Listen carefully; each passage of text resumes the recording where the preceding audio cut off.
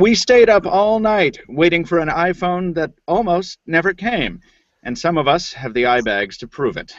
Fortunately, we have other phones and watches in hand and on wrist, and we're here to share that experience. 3 of the Pocketnow Weekly, the once-a-week podcast where we discuss news and opinion from the world of mobile technology, from smartphones to tablets to wearables, all the stuff you wished existed when you were a kid. From Boston, Massachusetts, where the air is thin and so are my wits, I'm your host, Michael Fisher. I'm joined by more co-hosts than usual on this special Editorial Roundtable Pocketnow Weekly mashup, or at least I will be. Taylor Martin is here in the co-pilot seat, of course, with his Moto G in hand, I hope. Howdy, Taylor. Hello. That's upside down. Oh, it's yellow. Oh, I have multiple colors because I'm fancy. All right, we're going to talk about that in a second. Stephen Schenck is back in the flight engineer's seat, making sure we know about the news. Welcome back, Stephen. How's it hanging, Mr. Fisher? Oh, well, you know I can't answer that because I wasn't. Red Vera is your chief purser on today's flight into fancy, reminding us all that try as we might, we'll never be the Apple fanboy he is. If he were here, he could stand up for himself, but since he's recording the last bits of the Pocketnow Daily, he just gets to be insulted. And so there. Before we start the show, I know a lot of you are always looking for nice wallpaper to put onto your Android home screen. If that sounds like you, then the Themer Launcher for Android might be your new favorite app. It's a home screen replacement that comes with hundreds of premium themes, ranging from the starkly minimal to nature-inspired to sci-fi. Each theme includes icons, widgets, and perfectly coordinated wallpaper. There's no setup needed when you apply a theme from Themer. The app does all the work for you to present the theme like a work of art on your phone's home screen. You can get Themer from Google Play right now. Check the link in the description. Guys, we're back. This was supposed to be a podcast where we restored the balance. Where the podcast suddenly became normal again, and instead, well, I guess it's going to hell already. Yeah, I know. I mean, I guess like we're starting 5 minutes late, so that's normal. Taylor's not here half the time, so I guess that's normal too. I was looking for these. What were you looking for? Oh, pretty cool. Taylor has some Moto G flip covers. Yeah, one flip cover and some replacement covers. I wanted to have them on hand. That's terrific. I'm glad that you have those on hand. Thank you. You're welcome. Adam Dowd will be joining us later in the show, folks, to talk about Motorola because he covered the Moto event for us. If you're joining us because of the headline that said Editorial Roundtable, you're in the right place. We were going to have a separate Editorial Roundtable, as we usually do, for the Apple event.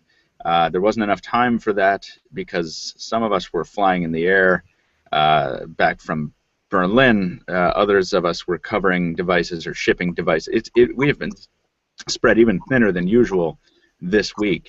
So we're trying to fire on all cylinders here. So I don't know. I'm a little bit sleepy. Taylor, you were awake for the Apple fiasco last night, weren't you? Yeah, I totally was, but I didn't wake up until 2:50 a.m. So you were asleep first. Like beauty rest before you had to wake up and go to store.apple.com 175,000 times per minute. I was sitting there holding Command-Shift-6, just tap. Command-Shift-6? What? I thought it was. Oh yeah, that's the Mac version of F5, right? Mac user, sure, it's the F5. Well, I went to Verizon. Apparently, they started selling pre-orders at midnight Eastern time, which I found out at 3 a.m. and was severely pissed about.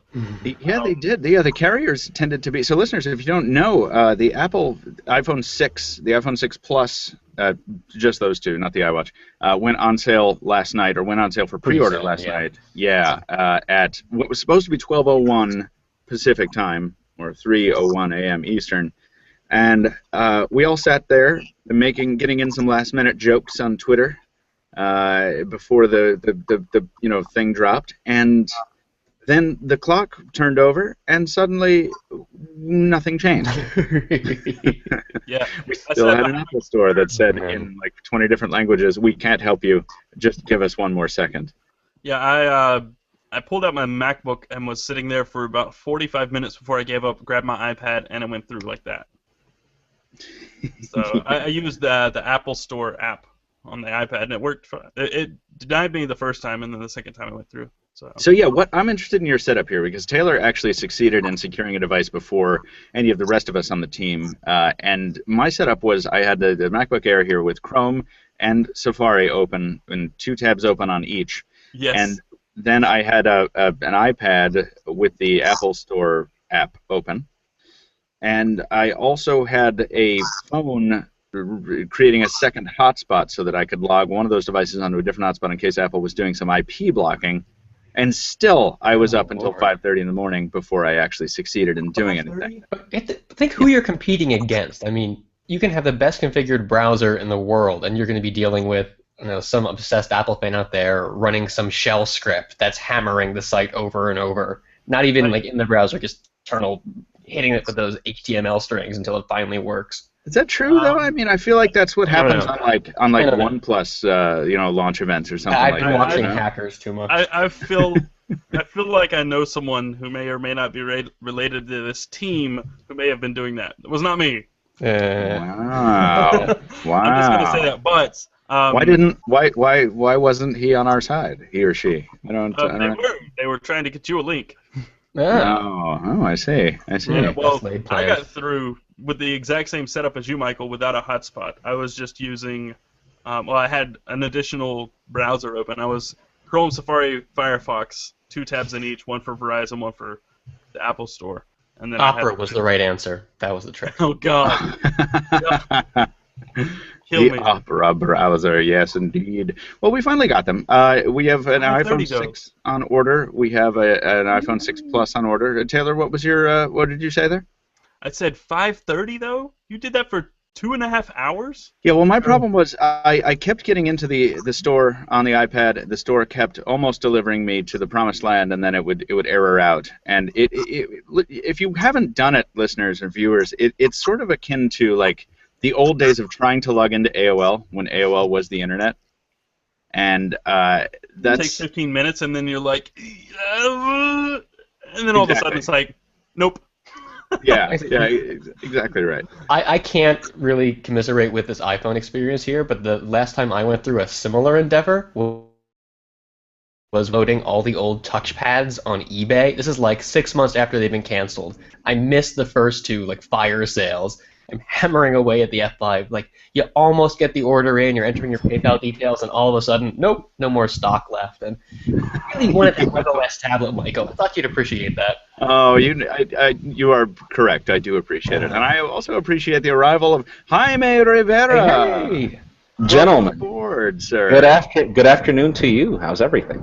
Well, things were great, but then our podcast was visited by a man who's using an earpiece headphone for an earpiece microphone. What's going on? Why don't you have your setup, man? What's sorry about that, dude. It's just been crazy this morning, trying to get the daily recorded before the power goes out, and obviously not sleeping last night because you and I were doing something else, weren't we? Dear God, yes, we were. Listen, I want to remind you. I'm glad we had that explanation. Go ahead and activate. Yeah, I'm glad we had some context before you arrived. Go ahead and activate your call recorder there, Jaime, so we make sure to capture your audio. Can you confirm once you've done that?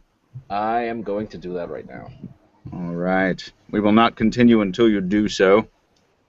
Okay, new audio recording, and we are live. There's Jaime Rivera. All right, very good.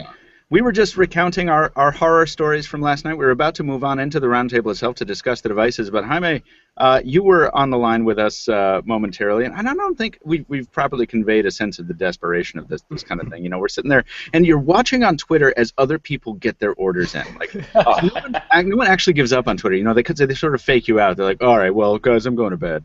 And like 45 minutes later, they're like, I just got my 6 Plus. Yeah, I hate you, Taylor. How is it that you were able to get those orders? Why didn't you tell us, dude? God, I was dying. I was like, I just used the Apple Store app. That's all I did. God. But did you use any of those next program updates or whatever AT&T and the carriers are doing, or you just got it flat out? I used just a normal 2-year upgrade. Oh. So yeah, this was the problem that I was running into, because even if you succeeded, listeners, in getting your order in through the iPad app, which was the best when it was closed or broken, even if you succeeded in getting your order in, you had to do it through a carrier upgrade. You couldn't buy the unlocked version through the iPad app for hours. Right. Yeah. So I had to like burn, or I almost burned my AT&T upgrade on this for the team, for you guys. You're welcome. Well, I did it because I've had the iPhone 5 on my personal line, on my Verizon line for 2 years now. Yeah. Yeah. Yeah, I haven't used an upgrade, and I didn't use an upgrade to get that. I had to keep this for a while. You have opted for the iPhone 6 Plus, Taylor. Isn't that correct? 64 gig. I almost went 128 just to be Oh. absurd. Now, You're why regretting is it, that.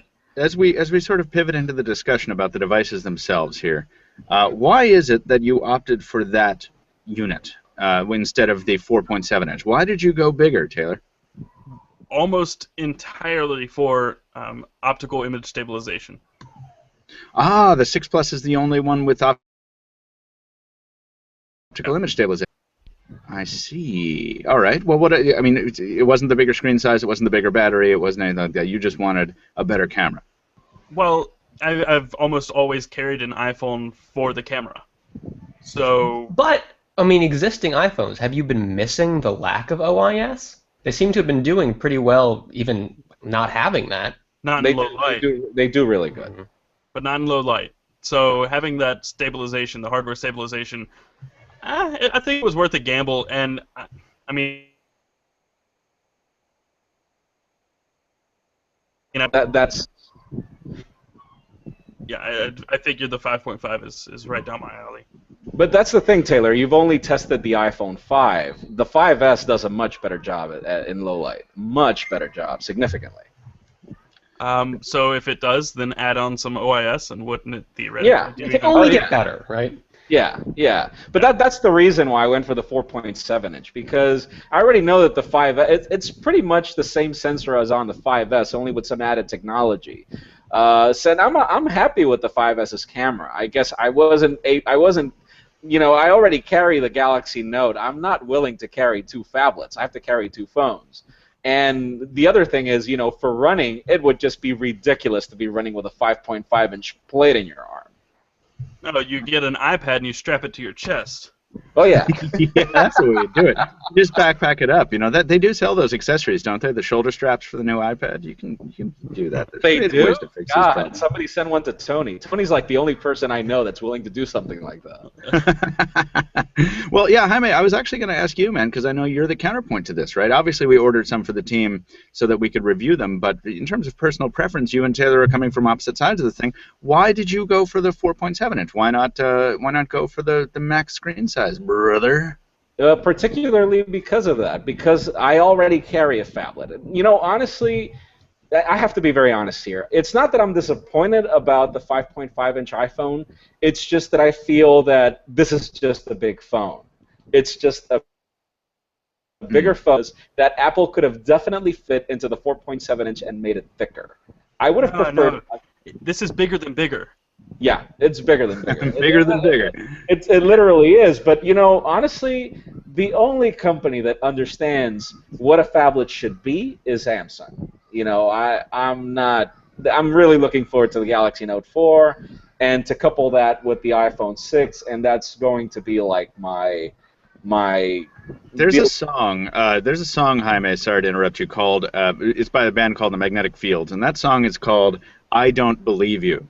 Because whenever you talk about Samsung, we'll be like, oh, I'm really excited about the Note 4. I just can't. I mean, Jaime, I'm giving you a little bunk because I led you into the show when you weren't here as our leading Apple fanboy. But I cannot see you choosing a Note 4 over an iPhone 6 Plus under any circumstances whatsoever. Okay, let me ask you then. Why? Okay, obviously you and you're getting the Plus. I'm getting the iPhone 6 for specific reasons.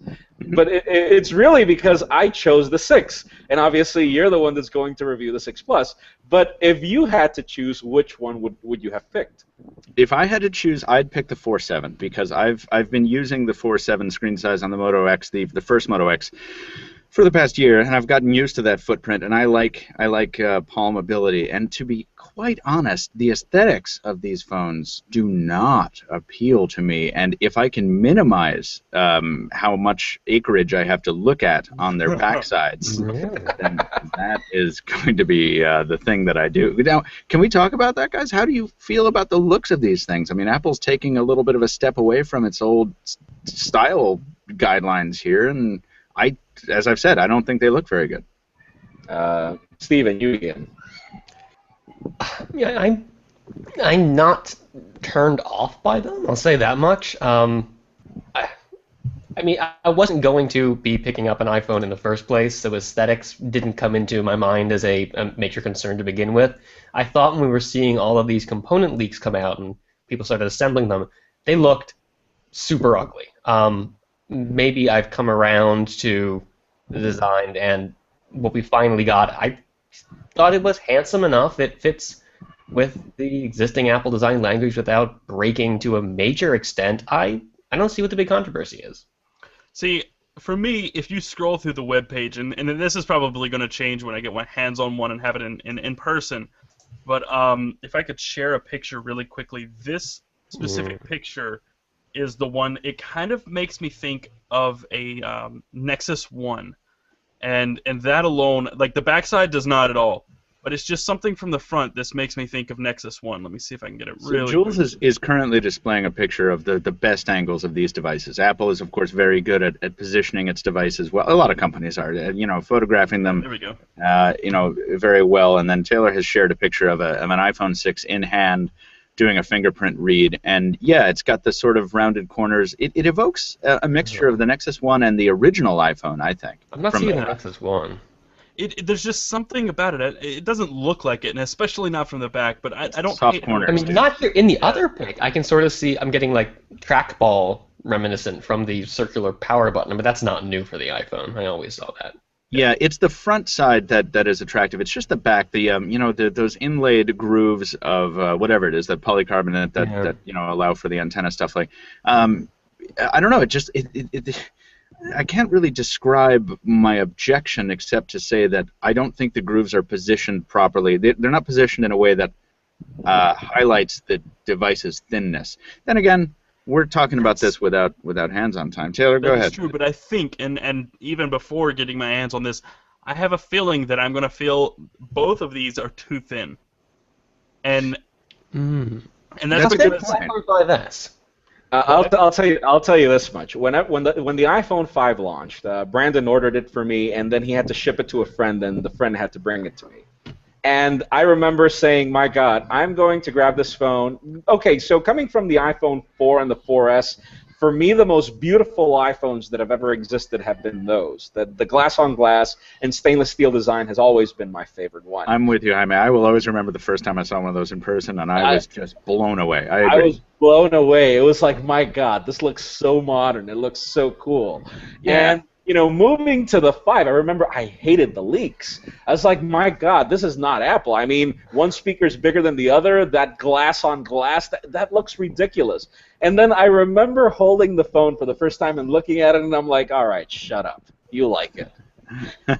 You like it. You're right. You're right. When the 5 landed and I saw that for the first time, I remember that as well, and I was struck by its thinness. So I think that's why Apple went thin again here. Nilay Patel had a really good tweet about it when he was watching when he was at the event. He said, "Apple keeps making their phones thinner instead of keeping them the same thickness and adding battery life." And I think that's a really good point. Yeah, and this is a perfect example of just that.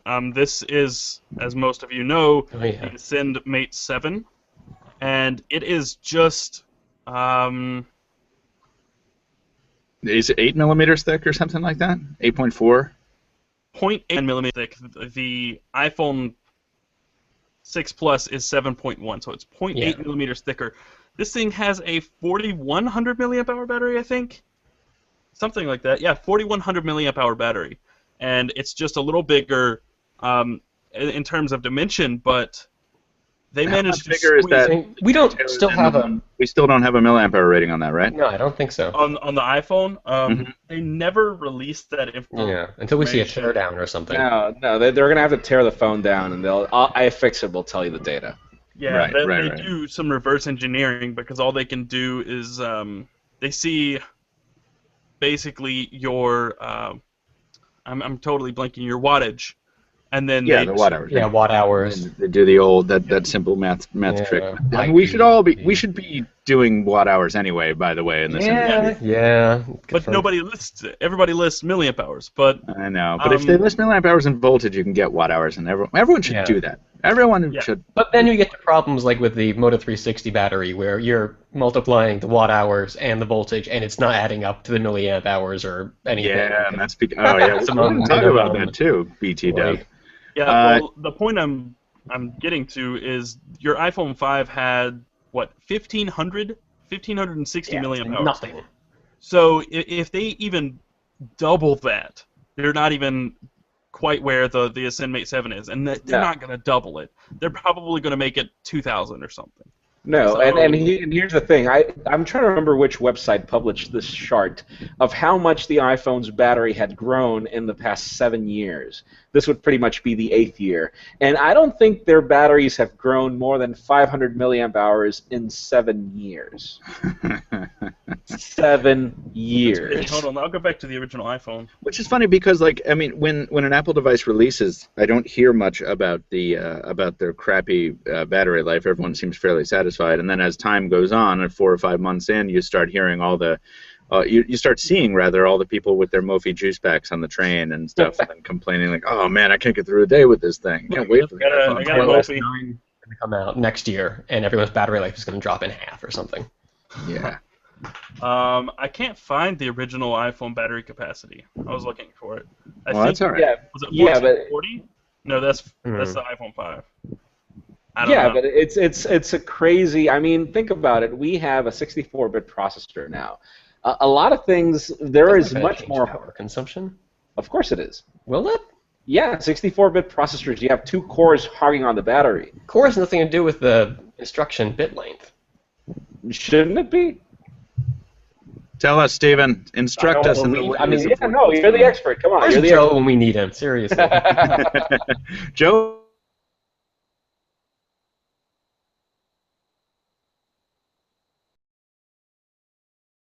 Hey, Pivot to the watch, but I don't want to do it early. So go ahead. What was that?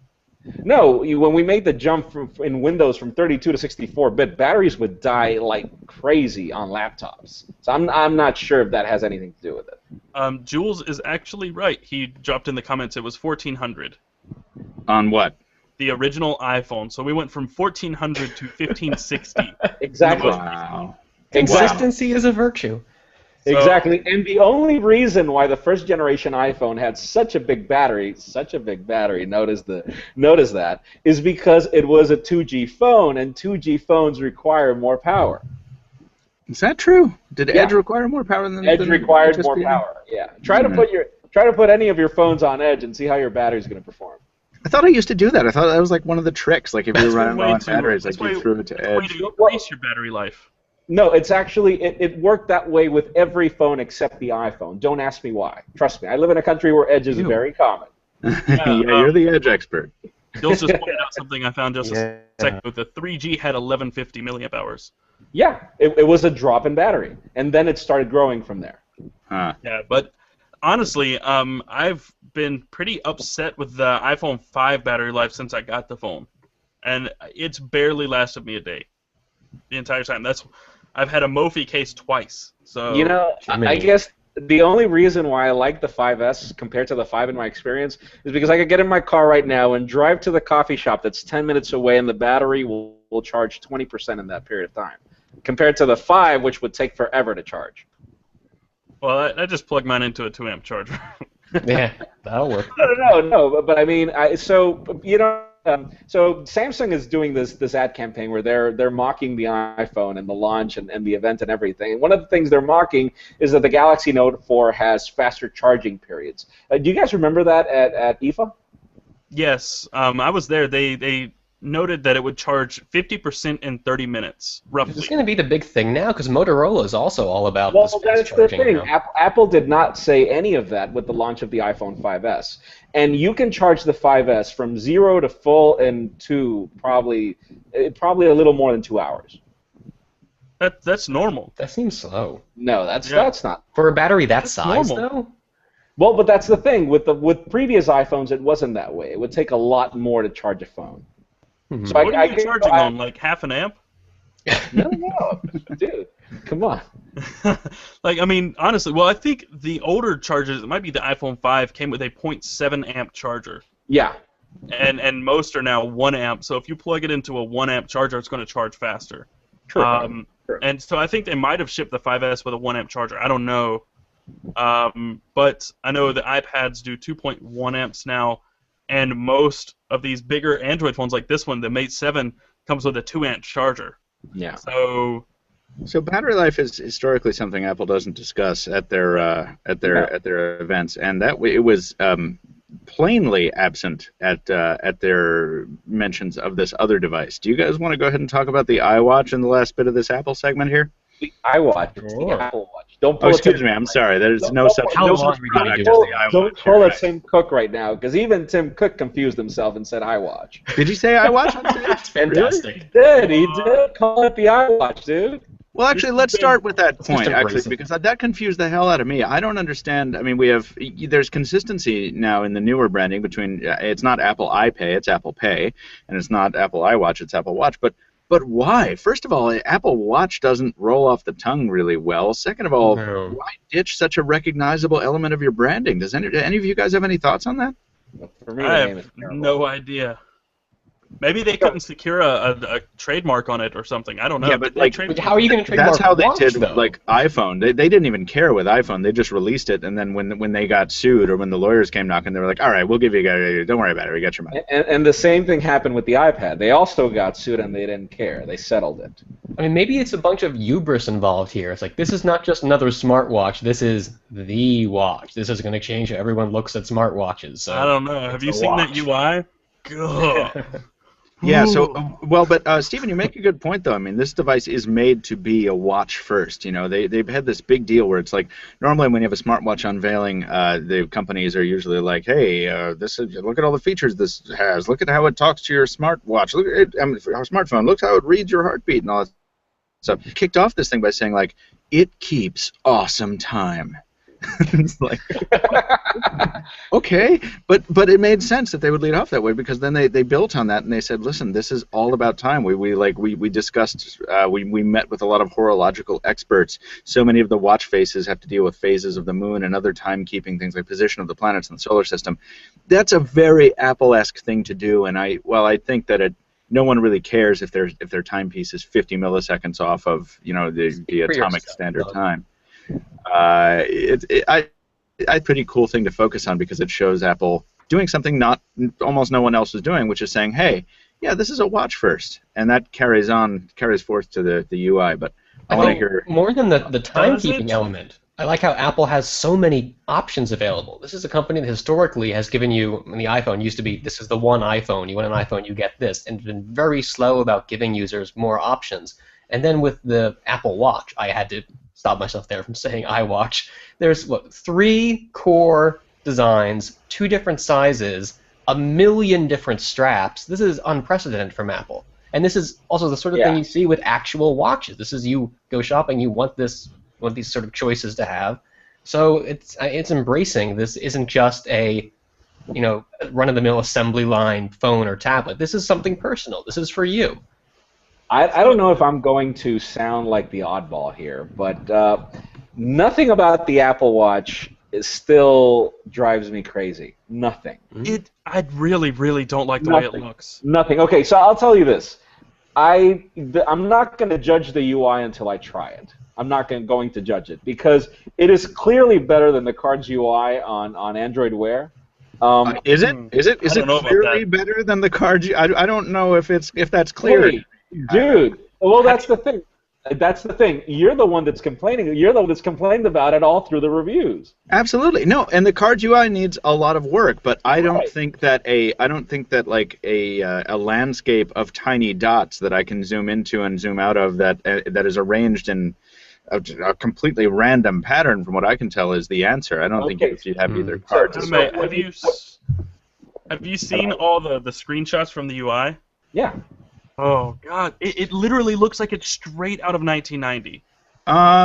Yeah, the UI doesn't. I don't know. Taylor's kind of beefing with the aesthetic of the thing. It's the home screen that kills me. I praise Apple for getting away from its grid, but I don't know that this like bubble way to go on a screen this small. I think, okay, so what you didn't like about Android Wear is because it was confusing.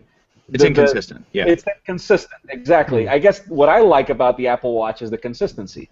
You get used to the UI at some point. Whenever it has a specific way of going, you know that you zoom in and out with the dial. You know that you go home by pressing the button. You know that you call Siri the same way. And you know that whatever you do, you always go back in that same pattern. And that sort of consistency is what people like about the iPhone. You know that the buttons are always at the top or always at the bottom. You know navigation is always the same, and whatever happens, you press home and you're home. That's what people like. And I guess that's okay. Like, for example, for me, what do I like about the Pebble? I like that. I know that if I press the buttons up or down, it'll switch the watch phases. I know that if I press the button, it'll take me into settings. I love that consistency. I don't like how the UI looks like a BlackBerry UI from the 90s or even early 2000s. This is from Ars Technica. Look at that. Ars Technica listeners has a rundown of side-by-side shots of the iWatch, damn it, the Apple Watch UI next to the Android Wear UI, and in most of these shots, it must be said that I mean, the Android device seems far less capable. It has far fewer options, but it's far cleaner and prettier from where I'm sitting. Okay, so I'm going to moving away from the UI, the design. Yeah, can I ask quickly, what do you guys think about the crown control? This is not something we've seen on other smartwatches, as far as I can remember. Thank you for bringing that up. That's absolutely brilliant. Yeah. Absolutely brilliant. I mean, it is. It's getting such a strong reception. It seems like a step backwards from touch and simple buttons. This is kind of awkward. You have to use two hands. I mean, you don't have to use two hands. No, that's the beauty of it. Like, not only do you not have to use two fingers, or you do have to use two fingers, but not only do you not have to use two hands, but when you're manipulating the digital crown, which on every other smartwatch is just a dumb button, it's just on or off or whatever, you are not masking the display, so you can see everything on the display still as you're twisting the knob to either scroll or to zoom. Unless you're left-handed. I don't care about you people. Sinister. I've just been beaten over the head with this left-handed stuff for 10 days. Taylor in Germany all the time. Like I don't care. I just don't. Well, I mean it's a legitimate issue. Like, for instance, no, it is. I know it is. I'm joking. Like, if a right-handed person is going to use the Note Edge with their S Pen in the right hand, that works. But if you're left-handed, you have to either rotate the watch and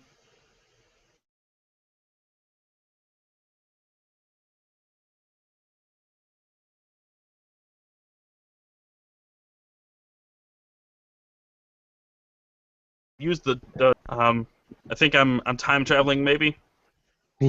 Yeah, you are an absolutely miserable example of an internet user.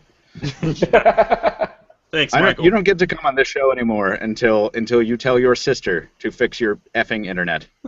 You don't make me drop the first F-bomb of the show on your throughput friend. Okay, so someone else talk who has a good internet connection. Okay, my internet is terrible, but before it becomes even worse, all right, we're talking about the crown dial, right? The crown, digital crown. Okay, the only thing that I ask myself is, why didn't we get more buttons? What do you mean left? What do you mean more buttons? Okay, so why didn't we get more buttons? I mean, or why did that other button wasn't it, a one-press way to call Siri? Yeah. Well, it bothers me that the crown isn't centered. It should be in the middle of the body and have another button on top. Exactly. Okay, so I would have preferred the crown to be at the center and for us to have two buttons, one at the top and one at the bottom.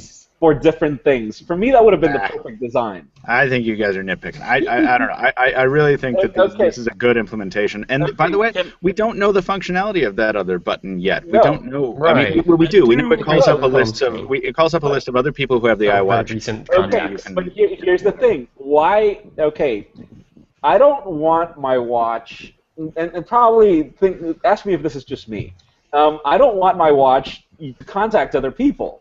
I feel that was completely off. I'm like, okay, the last thing that I'm gonna do with my watch is try to draw a heartbeat on somebody, or I mean, you don't want to share your current heart rate with the people most important. No, I don't What's care. the matter with you? I mean, that's not creepy at all. I'm like, okay, what the heck is that button? To contact people, my watch is not to contact people. If this is a watch first, that was the last thing that should have been there. It's all to contact people, buddy. That's what this world's all about. That's what our life is.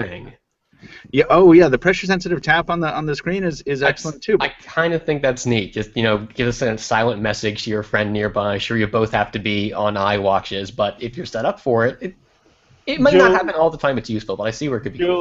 Jules is saying synchronize their heartbeats, just like those pillows. Can I just say that there are 3 versions of this, and they're smaller, which is nice because, as we said in IFA, I don't know how many times the whole smartwatch industry is kind of going down this road that is taking us, it's dragging us down this road of not sexism, but gender-specific products because, as I said on the live stream with the Tech Lounge and Mobile Geeks, smartwatches are one of the very first fusions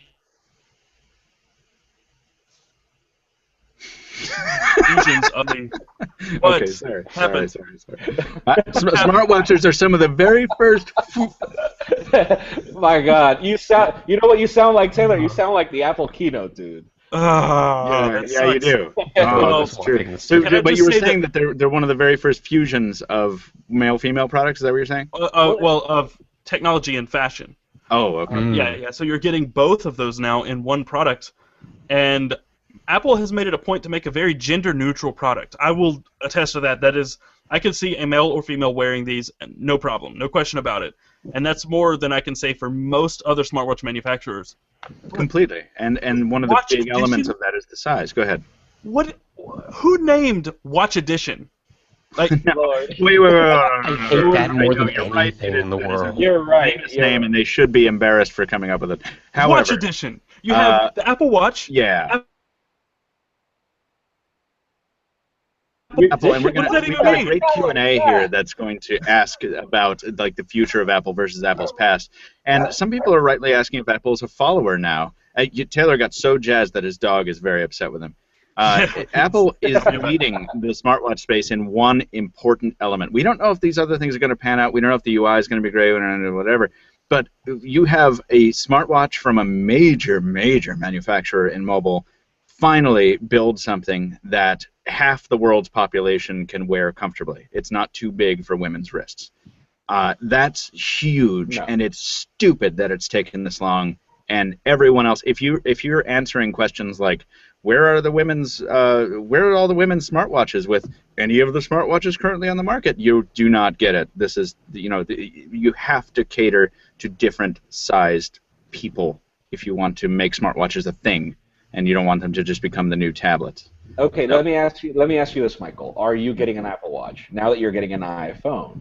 No, because I will never carry an iPhone long enough to wear an Apple Watch. But no, but if the Apple Watch was like a standalone product, what do you think? What are your thoughts on it? I have to agree with Taylor, or I think it was Taylor, that the aesthetics of the device, the hardware itself, while they are, they're so inoffensive that they offend me. They're just like, I don't like the rounded corners. I don't like the look of them. I really don't. I don't think that they say enough to me personally to buy one. I think they're well made, and there's a lot of attention to detail in the design. But I like an edgier thing. I like something like the 360. I like, I'd even maybe choose a G Watch R over one of these, although I don't know. What I may? You're the Apple guy.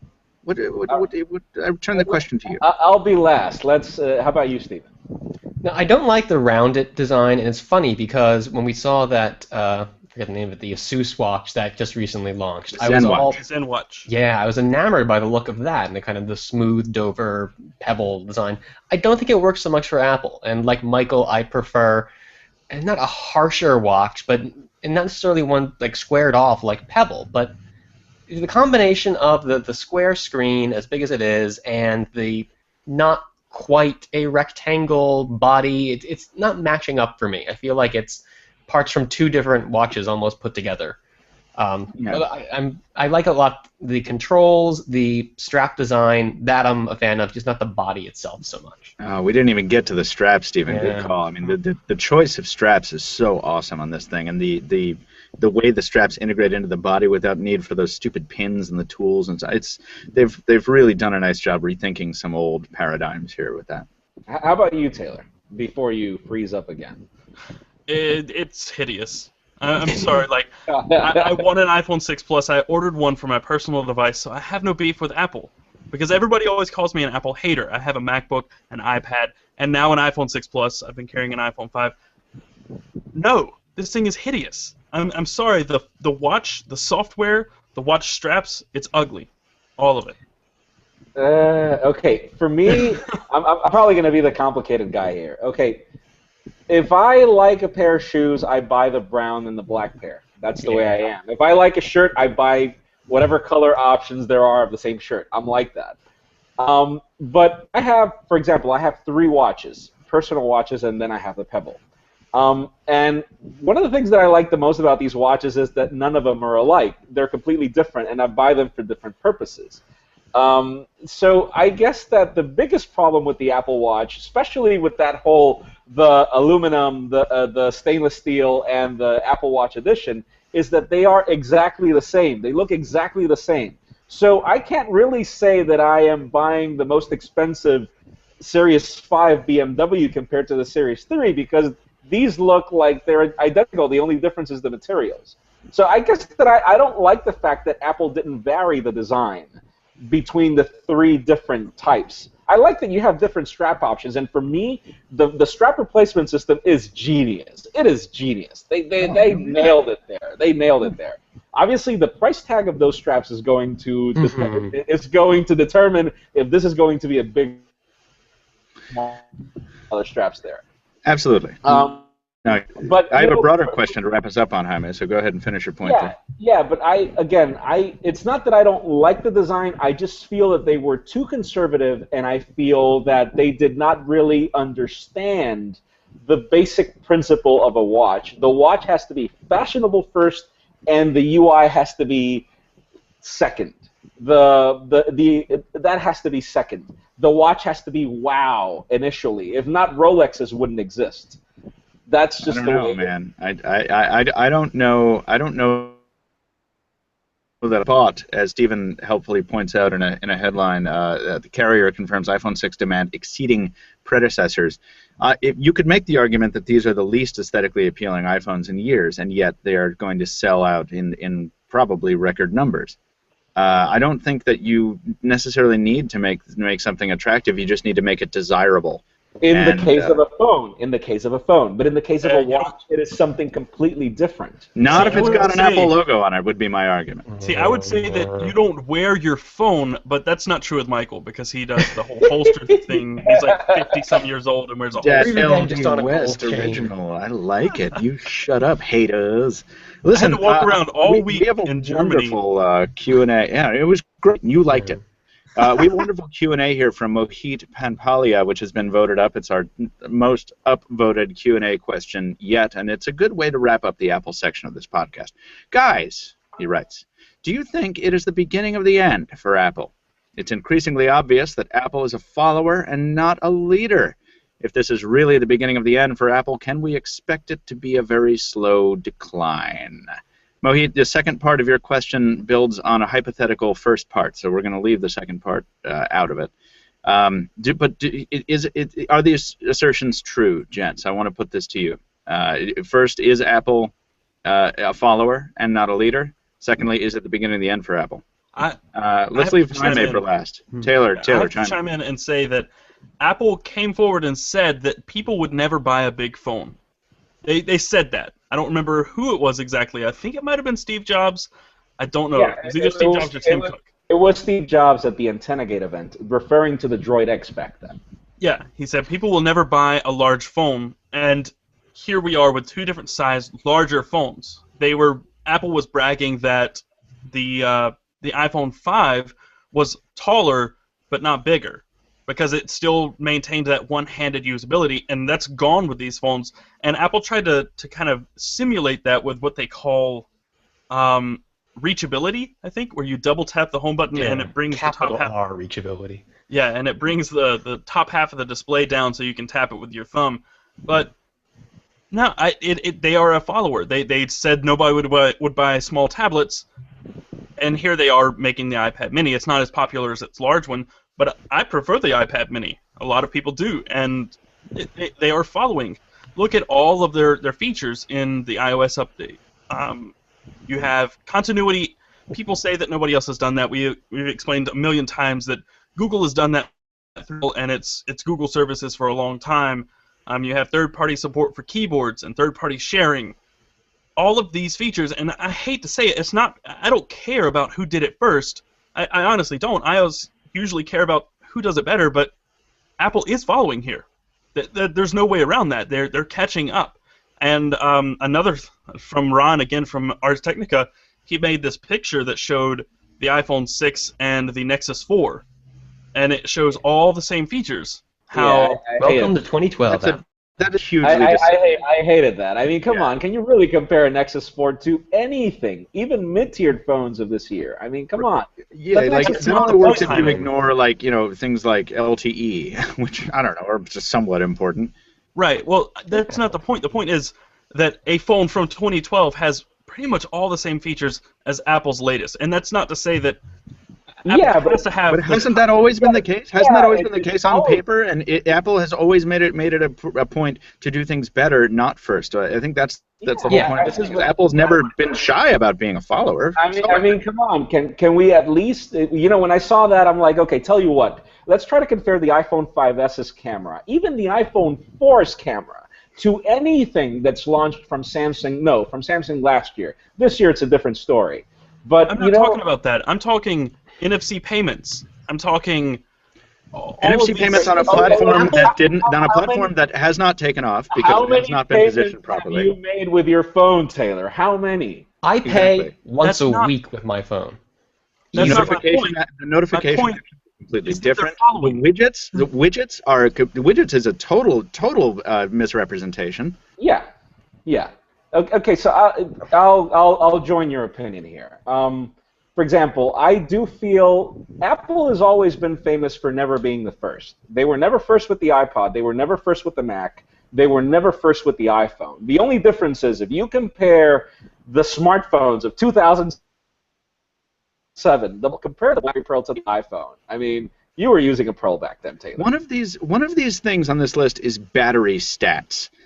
How deep do you have to dig to make a comparison? This is such a reach. It completely misses the point, and it doesn't miss the point. It incites and it inflames for the sake of getting questions like this asked. And I'm not beefing with Ron Amadeo. I mean, I think he's terrific. But I hate things like this that incite fan bases against one another for no goddamn reason. Right. Why can't we just have different products from different companies and call them both great? Why does one company always have to be failing and the other one has to be skyrocketing at the expense of the other? This is exactly, Michael. I'll tell you this much. Why don't we call this guy and ask him, okay, fine, dude, why don't you use your Nexus 4 from here on? Fine. Okay, you're missing my point. I don't care. Oh, my God. I don't care about the specs and how things are better or worse. I'm just saying that Apple has resisted this larger phone for the longest time because they believe no one wanted it, and then everyone was begging them to make it. Okay, I think they were waiting until they knew that it would be successful. Okay, but here's the thing. Here's the thing, Stephen and Taylor. Okay, I'm actually going to agree with Taylor on this one. Okay, so I feel that Apple has always had that trend where they're not first, but they always do it better. They're not first, but they always do it better. But for the first time ever, I sit and I look at the iPhone 6 Plus, and I'm like, there is no purpose for me to buy this phone. There is a purpose for me to buy the Note 3 or to buy the Note 4 because there is some functionality in the S Pen that I like. There is a level of greatness in the battery life of this phone that I'm sure that I won't get in the iPhone 6 Plus. So for the first time ever, I'm like, okay, Apple is not really. Yeah, the design is great. It looks hot and cool, but these are really catch-ups. I am going to agree with Taylor that for the first time, Apple didn't wait to do the phablet because they wanted to do it better. They just launched the big phone. Yeah. Okay. I'm totally with you on that. I think that's true. Yeah. But I think my question is, why do we have to equate being a follower with being a failure? I mean, certainly. I don't. This I'm not at all. follower. Go ahead, Stephen. Leader, this is not the question we should be asking. Apple has never been just a follower. It's never been just a leader. Like Jaime's been saying, it waits to see something that someone else is doing, and it finds the best way to do that. MP3 players existed. Apple looked at them and said, well, that's cool, but we can do this way better than anyone else. How is that not any different now than with the phablet? It's been around for years. Yes, Apple has been publicly talking about, no, this is stupid, we don't want to do it. In technology, there's always going to be voices like that. You know, you're never going to need more than 640K of RAM. Eventually, you look at the market, you respond to it. Apple's like, okay, well, they're not going to publicly say, yeah, we were wrong, but that's what this release of the 6 Plus is. It's saying, okay, guys, you have a point here. We think we can take the phablets that have been out there and do it a little bit better, and that's what this is. It doesn't have to be about leading or following. It's just responding to the market and trying to one-up everyone in the process. Agreed. The alternative is to sit there and be stubborn and say, well, we said we're never going to do a phone bigger than 4 inches, so we're going to go ahead and do that. You know what that is? That's BlackBerry. I think my beef is the way that Apple announces these things so pretentiously, as if no one has ever done it before. When they know, sure, but that's their style. Like, you know what I mean? Like that's their That corporate gets on personality, our and that's skin. what's gotten them. But that's what's gotten them to the level of success that they've achieved. Yeah, it gets under your skin. Sure, I understand God. that. But It gets me so hot. Like, yeah. I think that, As I recall, you were not on assignment last night. You woke up of your own volition to buy this company's product in the middle of the night. This wasn't a Pocketnow task. no, I know, and I don't deny that their products are good. I use them. That's not the point I'm making. I'm just saying that the way that they announce these products and the fact that people around the world completely ignore the fact that these things have existed for 2, 3, 4 years, that just irks me really bad. No, not everyone can be as well informed as the people at this round table, right? I think we have to move on, gents. That was a really, really good. That was a really good question from Mohit. I think we could talk for hours about it, but I think we have to put it to bed there. And I'm glad we got to wrap up on that, because normally the wrap up question is, are you getting one? And who the hell cares if you're getting one? we already did. Are people at large getting them? What, Jaime? We already did. That's right. We already covered that. You want me to really burn the rest of your day? Not really, but I mean, go for it. So I just went to the Apple Store and tried to do the whole pre-order process, and my 128 gig 4.7 inch iPhone is still available to ship on September 19th. Wow, that's pretty impressive. Ours, my Plus isn't going to get here until October 1 through 7 or something like that. Ouch. Yeah, My Plus gets here on Friday. Failure. We're that's all right. You know, it's going to be great. Well, actually, that's why, Taylor. That's why I wasn't too worried about it, because your Plus may be pressed into service, brother. Taylor's frozen in fear, in horror. Taylor, you have the worst. You win the Joe Levi Award for worst internet on the Pocketnow Weekly. Gotta upgrade to dual ISDN, man. I'm about to ask Stephen Schenck to let us know I don't know, Taylor, you're too late. I'm about to ask Stephen Schenck to tell us about the news of the week, because we've had so many special edition podcasts in a row. We've lost our focus. We need to know what's going on. So, Stephen, prepare for the news. Yeah. And while you prepare for the news, I want to let everyone know that we're tossing a hat tip in another direction. If you're a podcast listener, friends, as you listeners probably are, considering you're listening to this, and viewers especially, if you like podcasts, we have a friend of the show, Stefan Constantinescu. He was on a couple episodes ago. He's often on the Pocketnow Weekly. He also hosts a show called The Voicemail with James Whatley. It's shorter than ours. It's about a 40-minute show usually. It can be found at thevoicemail.net. They talk mobile technology, and they pull no punches. And James has a delightful English accent. So this is not a paid slot. This is just an advisory that if you like podcasts like ours, you might want to go check out theirs. Thevoicemail.net. Jules, it's time to sound the news sound effect thing. Would you? Stephen Schenck, take it away, brother. Now, before we get into news, I'm kind of wondering if we should all decide to affect accents for the rest of the program here. Well, really dry. Taylor and I had a lovely time of it at Hip, the hip. Samsung event. Oh, This no, beauty right here. That was ill-conceived on my part. For 10 seconds of it, Steven's like, no. It's like the role-playing that Brandon used to make us do. Let's never do that again. Oh, God.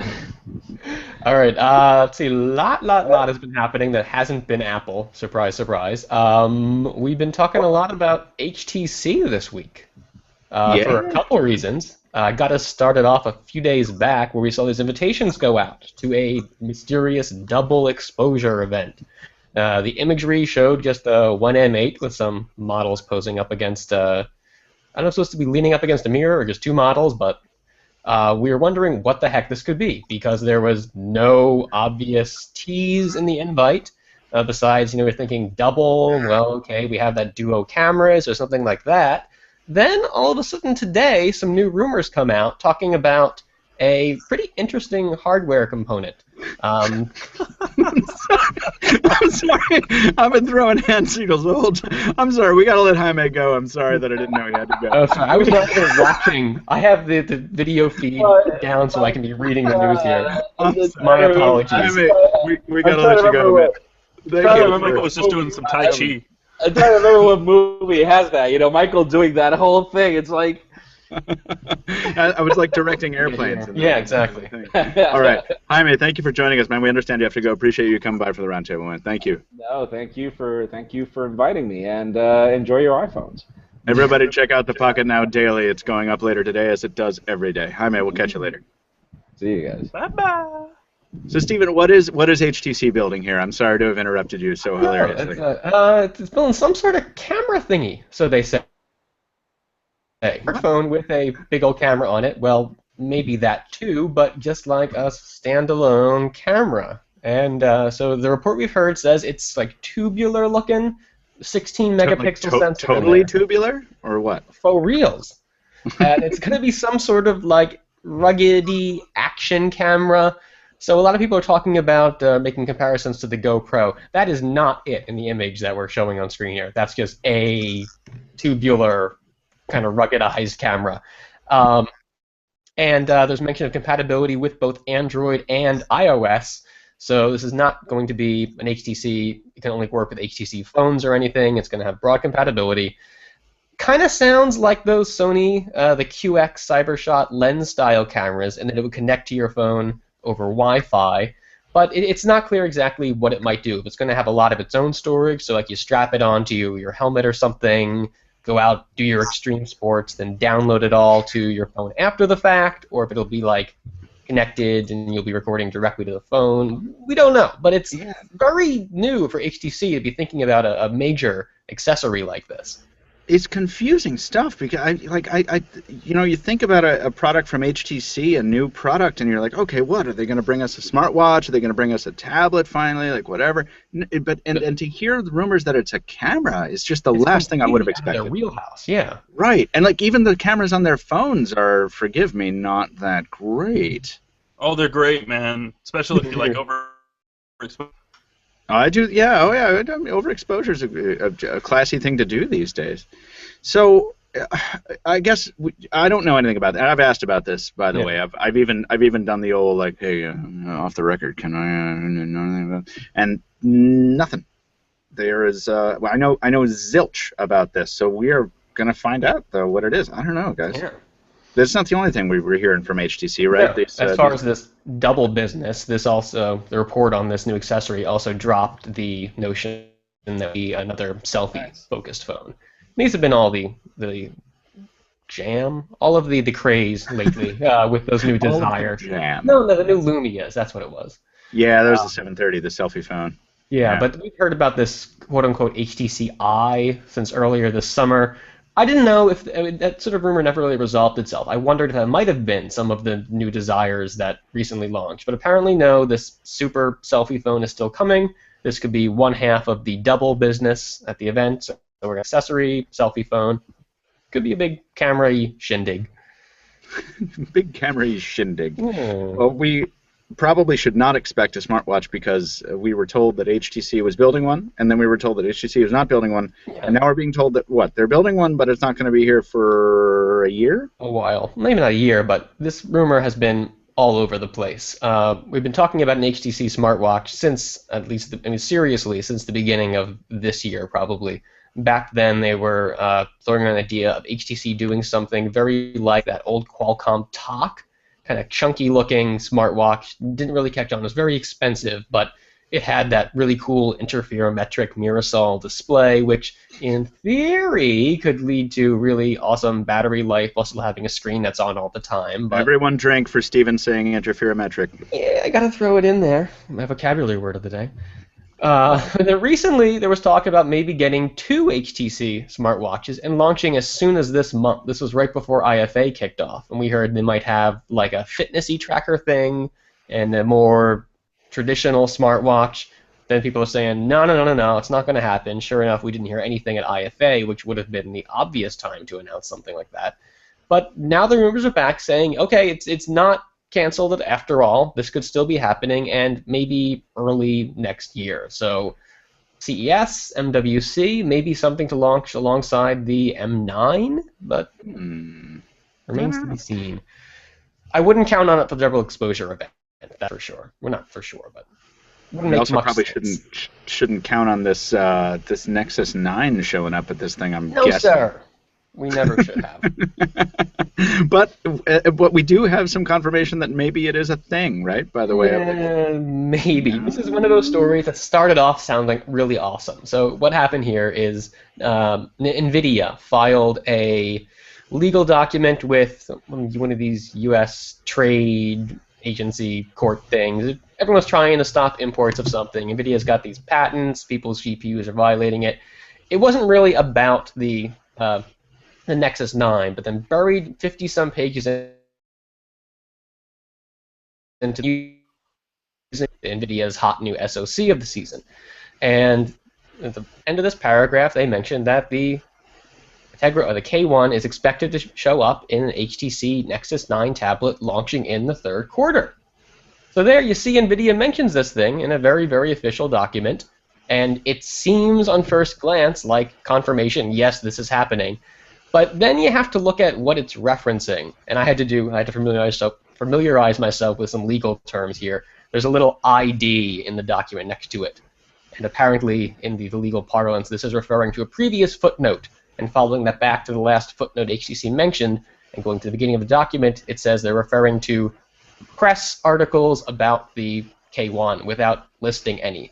So really, really all NVIDIA is saying here is that we have been talking about rumors of HTC having a Nexus 9 with the K1. They're not really confirming it themselves so much as saying everyone thinks this is going to happen. We're not going to say it's not happening, but I don't know. It's a little weak, but at the same time you have to wonder if they're mentioning this, there must be a reason. They don't want to make themselves look stupid in front of the court here, do they? Right. I love the digging you did there, by the way. Sleuth Stephen Schenck. Thank you for the legal education. I want to make mention that the news section, we're actually quite ahead of time. The news section is the cream in our Oreo, as it were, for this show, and we will be getting into gadgets in hand a little bit early. I want to make it sure to make it clear to the 25% of our audience that has fled since the Apple stuff was over that we are going to be doing very fun stuff. Can I have that effect on people? Just hang on. No, it's not you, Stephen. It's the news. It's the way we had to put this show together to accommodate our friend Adam Dow. Yes. It's all right. What else is going on? This Microsoft branding we heard about at IFA. Taylor and I heard about it. This might wake him up.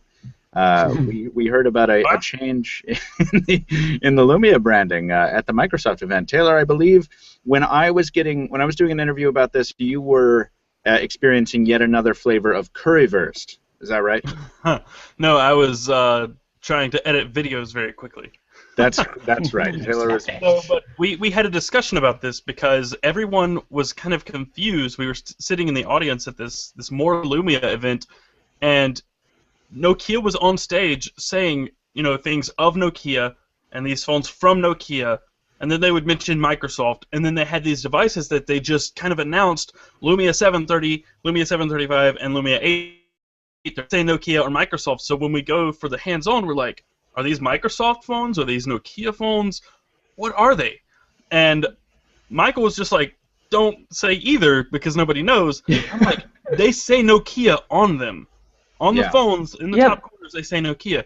So I went ahead and just started calling them Nokia, and then finally you got confirmation of that, Michael, in an interview, or sort of got confirmation of that in an interview, correct? Yeah, I did. Yeah, it was. Is or isn't? It was discussed that the only reason the Nokia branding was on there, or the principal reason, I should say, as we were told, was simply due to R&D timelines and engineering concerns. That at one point the hardware had gotten locked down of the 730 and the 830. They could no longer remove the Nokia branding, and so they decided to go to market with it rather than going to the market, and having a phone that said Nokia on it, but calling it something else in the literature, which would have been even more confusing. We're just like, fine, they say Nokia on them. Let's call them Nokias, get them out the door, and then we will have a change. We'll announce a change in the branding very soon, and this appears to be the first sign of that, right, Stephen? What is this? There have been signs of this for a while now. I mean, even before we saw the 730, 735 and all that launch, the FCC documents, you looked at the label on there, it said Microsoft Mobility on the FCC tag. And then there was a leak earlier this week with some documents talking about gearing up to pretty much drop the Nokia name altogether, eventually maybe even drop Windows Phone instead of Windows, but supposedly Microsoft's going to start more formally making these changes as we get into the holiday season. So this new leak then, sort of reinforcing all of this, shows a front panel for a, as of yet, unknown Lumia device that has a Microsoft logo up top. I think it looks a little weird. Something about the font, the spacing angle doesn't look right, but people have run this thing through the popular image fakery detectors, and there's no obvious signs of manipulation. So this could be at least maybe just an early stab at how this is going to look, but we could well be seeing Microsoft name on Lumia phones maybe by the end of the year, if not early next year. So weird. We're not so used to weird. It is strange. I don't know that I really like the notion of Microsoft branding on a phone. I don't think that. I don't dislike Microsoft, but I don't know that that's the thing you do if you have the opportunity to rebrand a device. I'm not sure that like the golden paved path is putting a Microsoft sign on it. Microsoft Lumia, that just doesn't roll like Nokia Lumia. It doesn't. Does that roll? This jives a little bit with the rumors we were hearing about Microsoft wanting to rebrand their entire platform side just under the simple Windows moniker rather than having Windows Phone, Windows RT, and all that, just Windows. And I actually think that's not a bad idea, but it's not as good an idea of ditching the Windows name on mobile entirely. Because I don't know how I feel about it either. I kind of want to have this cohesive ecosystem. Oh, it's Windows. It all fits together. Then at the same time, it gets kind of tricky to talk about it because, I mean, at least for now, these aren't all the same platform. The software is not compatible. You have these big differences in, well, to a degree, the UI, and it feels like we should have different terms to talk about these things. Maybe with Threshold, the idea of unifying everything, that'll start changing. My objections will cease to exist, but it'll take some adjusting, I think. Perhaps. I want to say I muted him when he came in the door, which is a rude thing to do before you do anything else, but I wanted to let Adam Dowd, welcome Adam Dowd to the podcast. And when I muted him, Google Hangouts ultimately decided that I should never unmute him because that option is grayed out. So Adam Dowd may never be able to talk to us ever, but I want him to know that we appreciate his presence. It wasn't nearly as rude as you emailing me half an hour early and saying, get your butt on here. What do you think, I sit by the phone waiting for you to call?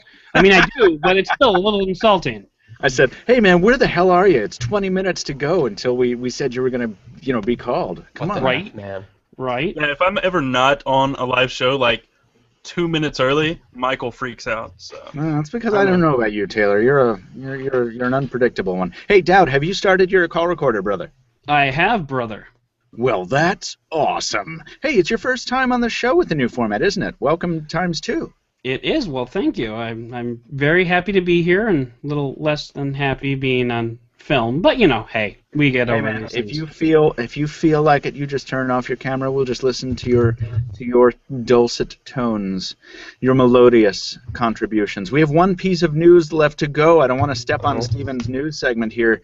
This piece of news is something that maybe should have been announced, I don't know, when the device was released. Yeah, this is about two and a half months too late. So the Amazon Fire phone, the phone where we all looked at it and said, okay, that's cool, I'm not paying that much money for that, has finally gone free on contract. Or $200 cheaper off contract. Does it matter at this point? No. It probably doesn't, but if you had in the back of your head, I kind of want to pick these up, I love Amazon's a lot, I want to get me some of that free Prime for a year, well, now's a better time than any to get it. It's not going to get any cheaper on contract, so if you've been holding out, jump. This is your opportunity. If not, just keep on, making fun of Amazon like the rest of us. yeah, if you haven't pulled the trigger yet, read Michael's review. Well, do read my review, because I mean, I think it's actually a pretty positive review. I really think that it could have been a good device if they had priced it right out the gate and just fixed a couple niggling tiny little issues. I mean, really, I like the phone. I do. I like it more than most other people who have written about it. It was just priced absurdly high for what it was, and I don't think that now changing it now has happened soon enough. But I wonder, put this in the rundown because I wanted to ask you, Stephen. Go ahead. I wonder if this would have happened like the beginning of August, would we be having a very different tune about this? Would there have been a time where it was soon enough after launch that they could have admitted, no, this was too much, and we would have responded favorably? Rather now, or it's too little, too late. I think that's a tricky area to Dowd. You are a very, very firm typer. I give you compliments. I think it's a tricky zone because if you discount the device too soon, it's kind of an embarrassment. You're shaking faith in your product. But if you wait too long, then of course you're just missing out on potential sales. And the problem is, while they did do the discounting, they still haven't done anything about the carrier exclusivity. And based on what they're doing at the international expansion, they have no plans to. They seem to be further embracing this idea of pairing up with a big carrier to what are they promote the are they phone. doing that in Europe? What are they doing, Vodafone or something? Yeah, in England, O2. Oh, okay. Yes, O2 and I got to know each other very well in Germany. He got some stern text messages from O2. Every 25 minutes, I was getting a text from O2 that's like, hello. You now browse the web at 1% of your potential speed. Yeah, they throttled the Wow. crap out of me in Germany. If you wonder why I didn't tweet so much, it's O2. Thanks a lot. He's like, Taylor, look this up on your Edge connection. Yeah, Taylor, your speed is 4 times mine on T-Mobile Edge. Please look things up. But the reason I ask this, I put this in the rundown, is to ask you guys that very question. Do you think this is too late? Do you think this is enough to get them any units at all? No, I don't think so. My scope is very limited. I haven't actually had hands-on time with the Fire phone, but from the time it was announced, it never really piqued my interest at all, because as much of an Amazon user I use Amazon Prime Instant Video. I use Amazon Prime for almost everything I purchase almost ever. I like Amazon a lot, but I don't like the Kindles, and I don't like this Fire phone. It's their software. And if you're dependent upon anything outside of Amazon's ecosystem, it's just very difficult to reach outside. This is why we record audio separately. Yeah. Yes. Listeners, Taylor just froze while gesticulating, and he looks like one of those frogs that falls from a tree and sticks its gummy fingers out to catch anything. I was thinking a wizard, but yeah, I can go with that. Or a wizard, yeah. He looked like the Emperor throwing some lightning bolts. Yes. I will try my best to get my internet fixed by next week. If that means drilling a hole through my ceiling and dropping an Ethernet cable down here, I'll do it. Thank you, friend. That would be lovely. We need to stop wasting Adam Dowd's time. He's here for a very specific reason. We're about to move into another segment.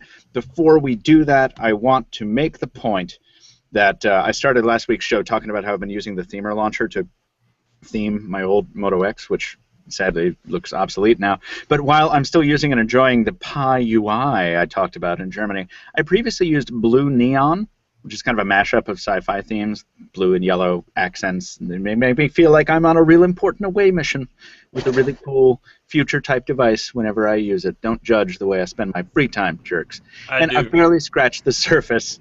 There are over 400 themes to choose from in Themer right now. I'm telling you the truth. If you've got an Android and you want to breathe some life into your home screen, because it's probably boring, head on over to Google Play, search for Themer.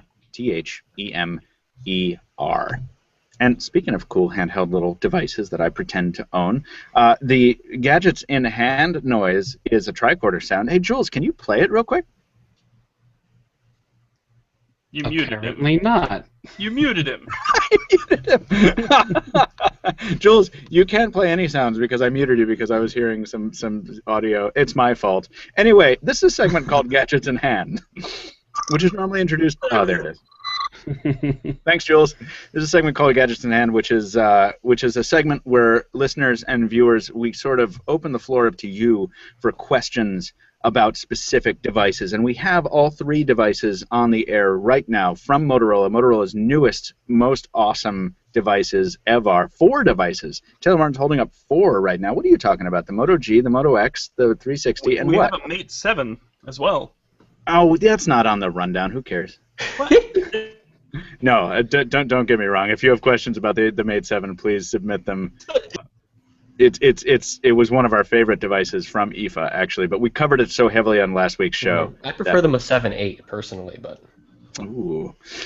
We have Adam Dowd on the air specifically because Adam. Everyone, a round of applause, please, for Adam Dowd in the manual style. Yes, I don't have the control panel up. So. Adam Dowd was our clutch guy in the corner of the dugout. I don't do sports analogies. I don't know. Corner of the dugout. He was standing at the corner of left field in the foul line, and he just pulled it through for us, man. Guys, he tackled that shortstop like you would not believe. I'm pretty sure you just killed that analogy as much as you possibly could have killed it. So well, good. That was the objective. I'm glad it worked out really well. Adam Dowd was the only guy that could possibly have covered this event for us, and we didn't know if he was going to be able to do it. Motorola had their Chicago headquarters launch event for the Moto X, the Moto G, the Moto 360, and a bunch of other stuff. And Taylor and I were in Germany. We couldn't do it. We said, Adam Dowd, could you do this for us, please? And Adam said, let me check. And then 3 days later, he was like, yeah, I can totally do that for you. And we were like, I would have gone, I'm just saying. I suggested that for a second. I was like, we could probably send Stephen if Dowd can't go. You're making it sound like I was the last option. We're gonna start calling this guy was the last person you'd ever want to send anyway.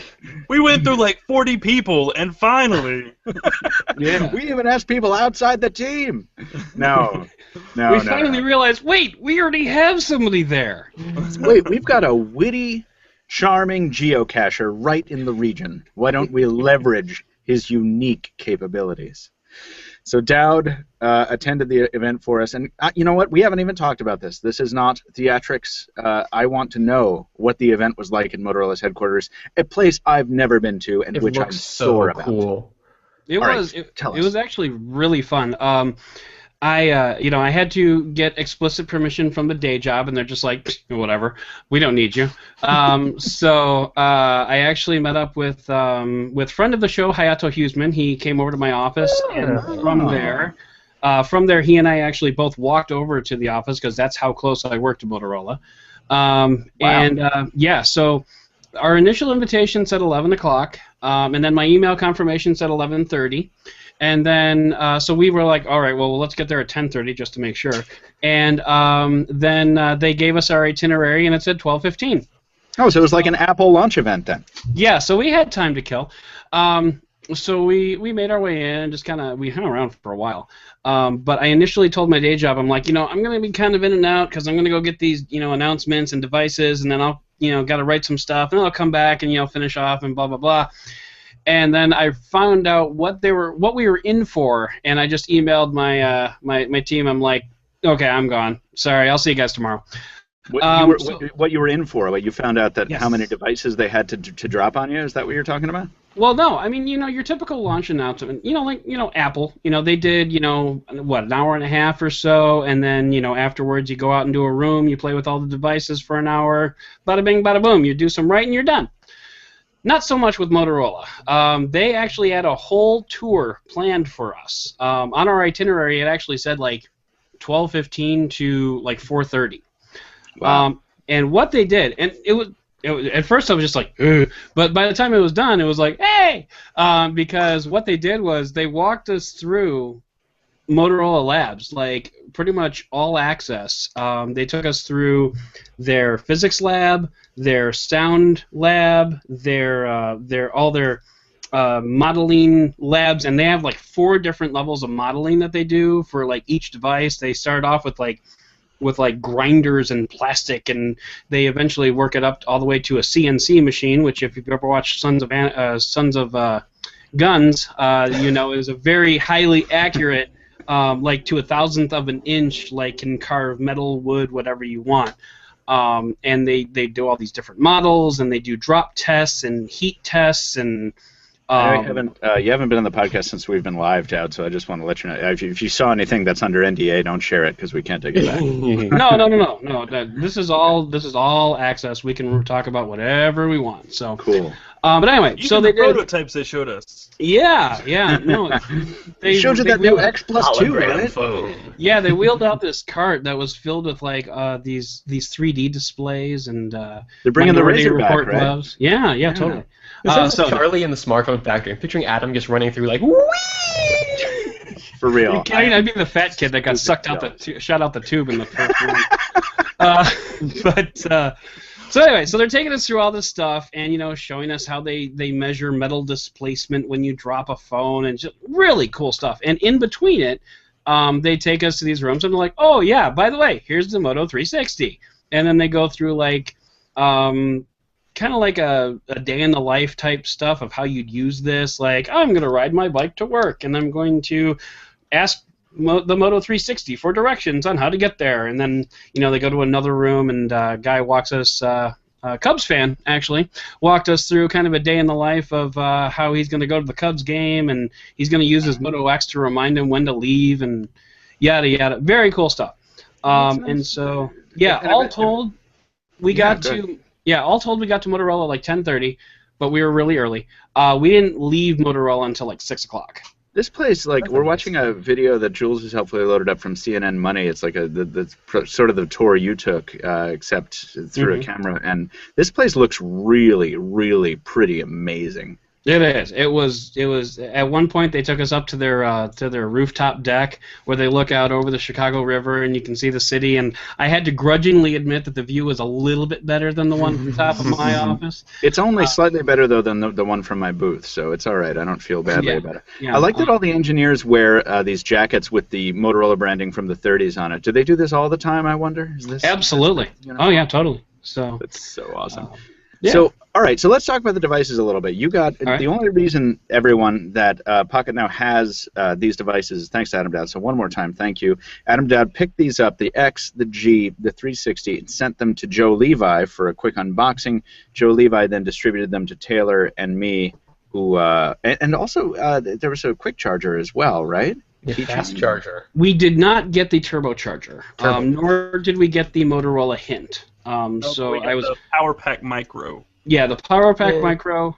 We did get that, but we didn't get that turbocharger that they talked about that charges like 8 hours worth of power in 15 minutes. Yeah. Right. Using Quick Charge 2.0, I believe. But the joke's on you guys because I kept the backpack that they came in. Well, then you win the day indeed, Adam Dowd. So we're going to start taking questions here in a second. I want to say that my Moto X versus Moto X comparison video is up as of now. I think I haven't looked at the comments, but I'm sure there's a lot of furious consternation about the fact that there's an ad on the front of it, so sorry, everyone. Taylor's rummaging in his Moto G box, which just came recently. And have you had any opportunity, Taylor? Let's start this a little bit slowly and relaxedly. Let's ask you Try about not to the get Moto excited. G. Yeah, try and just calm down a little bit. The underside of your desk is...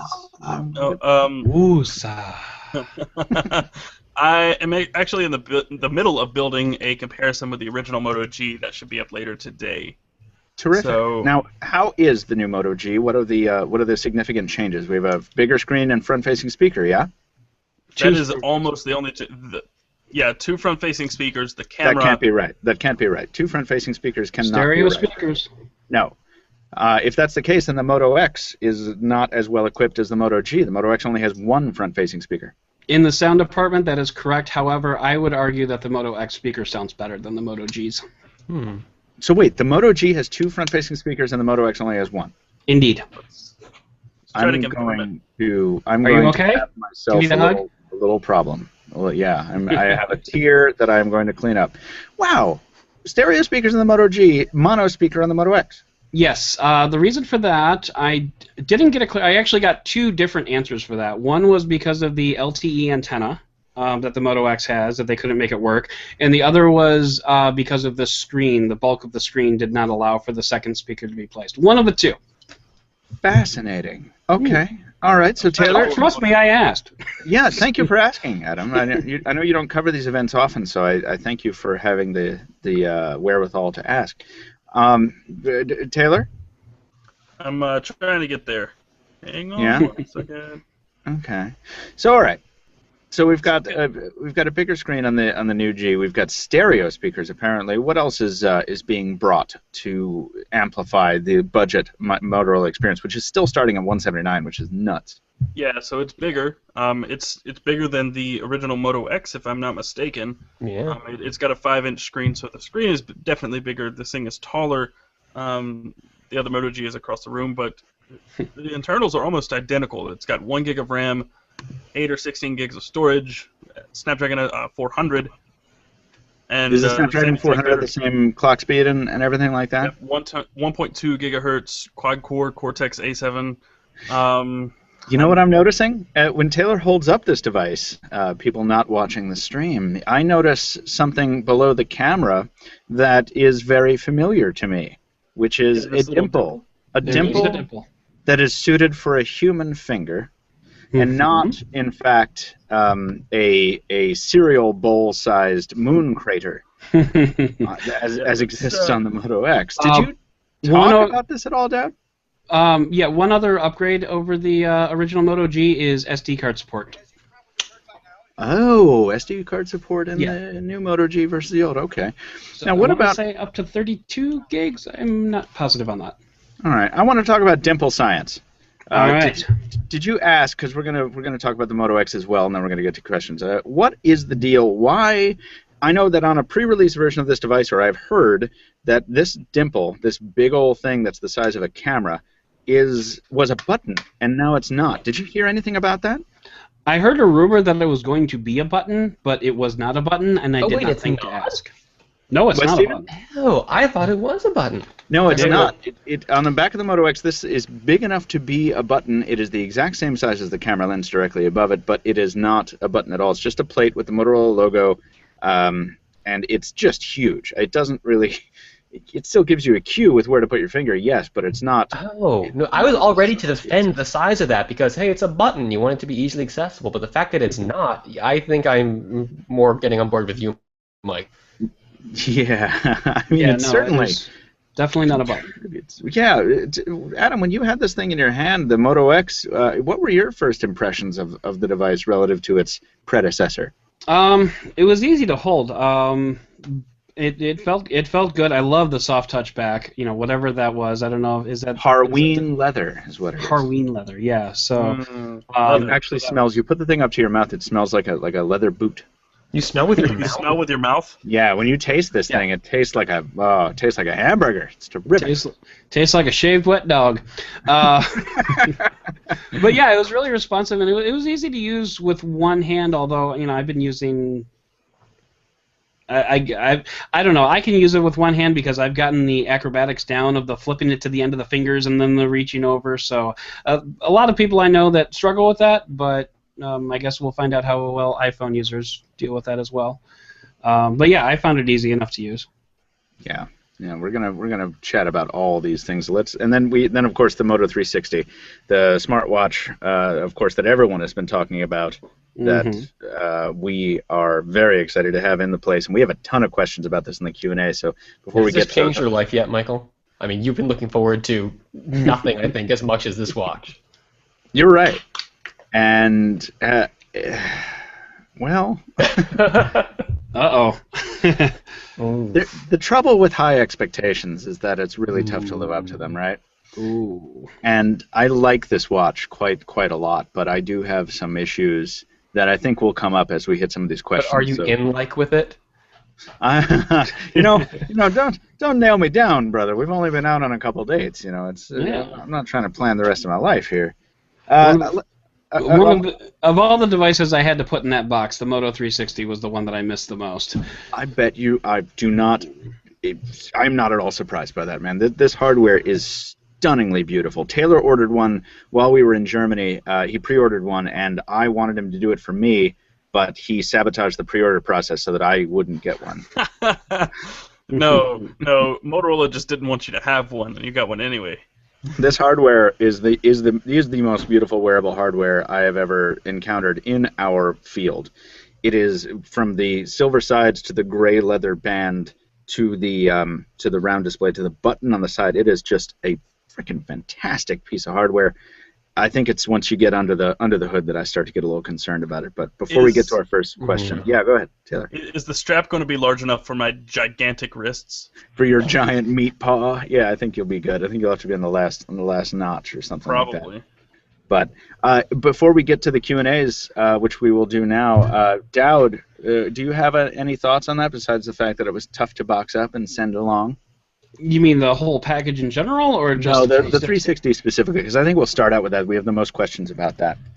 Well, I mean, just in general, I'm such a fan of the smartwatch and the whole voice control. I've written editorials about how I never want to touch my phone again, and so the Moto 360 especially is, like you said, gorgeous hardware, and it felt good to wear. It felt good to hold. It felt good just to touch and flick. And my biggest concern with it is I've been wearing my watch on my right hand since I was born. So I hope I can learn to wear it on my left hand because I am right-handed. I was gonna say that's yeah. Yeah, it's very weird. But I'm left-handed and wear a watch on my left wrist, so there's okay. Wrong. It's not just me then. Nope. All y'all be strange. I'm going to start hitting up these questions in the order of popularity once Taylor finishes his point. Yeah, I just put this flip cover back onto the Moto G, and it is extremely weird. I've picked it up upside down 3 times now because with these little speaker things, you can't really tell which is the top and bottom unless you pay attention to what side the hinge is on. Hey, at least the grills are symmetrical on the G, and one of them isn't bigger than the other, like on the E, right? Yeah, that is true, but it's just that design is strange, and I really don't like the way these speakers look. So let's get to the first complaint on the 360, or the first concern of mine. This is from Trevor Bondi Media Films, who asks, "Hello, Pocketnow. Does the Motorola Moto 360 lag with that TI OMAP 3?" Yeah, a little bit. It's out of the box. I found it to be less responsive than any other of the Android Wear devices that I've tested, which include the G Watch and the Gear Live. It's such a weird SoC choice. So there's like a warehouse full of these, and Motorola had to. Maybe they just got them on the cheap from Texas Instruments. It's an amazing question. Stephen, can you speak to that? Because I don't know much about the OMAP chipset except that I used it on the Galaxy Nexus for Verizon, and I didn't really like it. It's gone the way of the dodo with the way that Snapdragon's just been dominating the industry. We had the OMAP 4, but that was a while ago. And this is the OMAP 3, so this is even older than that. And it's not right? like it's a particularly, like they chose an older chip because it was really power efficient. It's not. I mean, it uses an older, I think, 45 nanometer process. It's a weird choice. Yeah, and can you see that? Yes, I think you can even see it a little bit in Joe's unboxing video, which we're playing right now on the stream.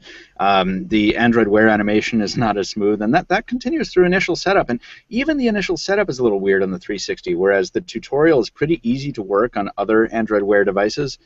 The Moto 360 kind of makes you repeat a couple steps. It's almost like, well, frankly, it's almost like it's non-final software. Adam, did they tell you anything about that at headquarters, or is this retail software? They did not say anything, so I would be inclined to believe that it is probably retail software, but I can't confirm either way. Roger that. Yeah. Well, I mean, the lag is not is not a showstopper. I don't want to have this come across like you're waiting multiple seconds for the device to do things. It's just that the frame rate's a little lower on certain card swipes. You know what I mean? It's not as buttery smooth as something like the Gear Live, or even the G Watch. But Android Wear itself is not, I would argue, is not final software. So this is not a problem that's confined to the 360.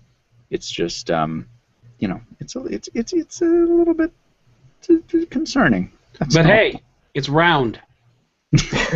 Sold. That's exactly right. I don't know. Well, we have questions. I'm using a different browser here, so I can't search based on key phrase. But we have a lot of questions on the Moto X as well.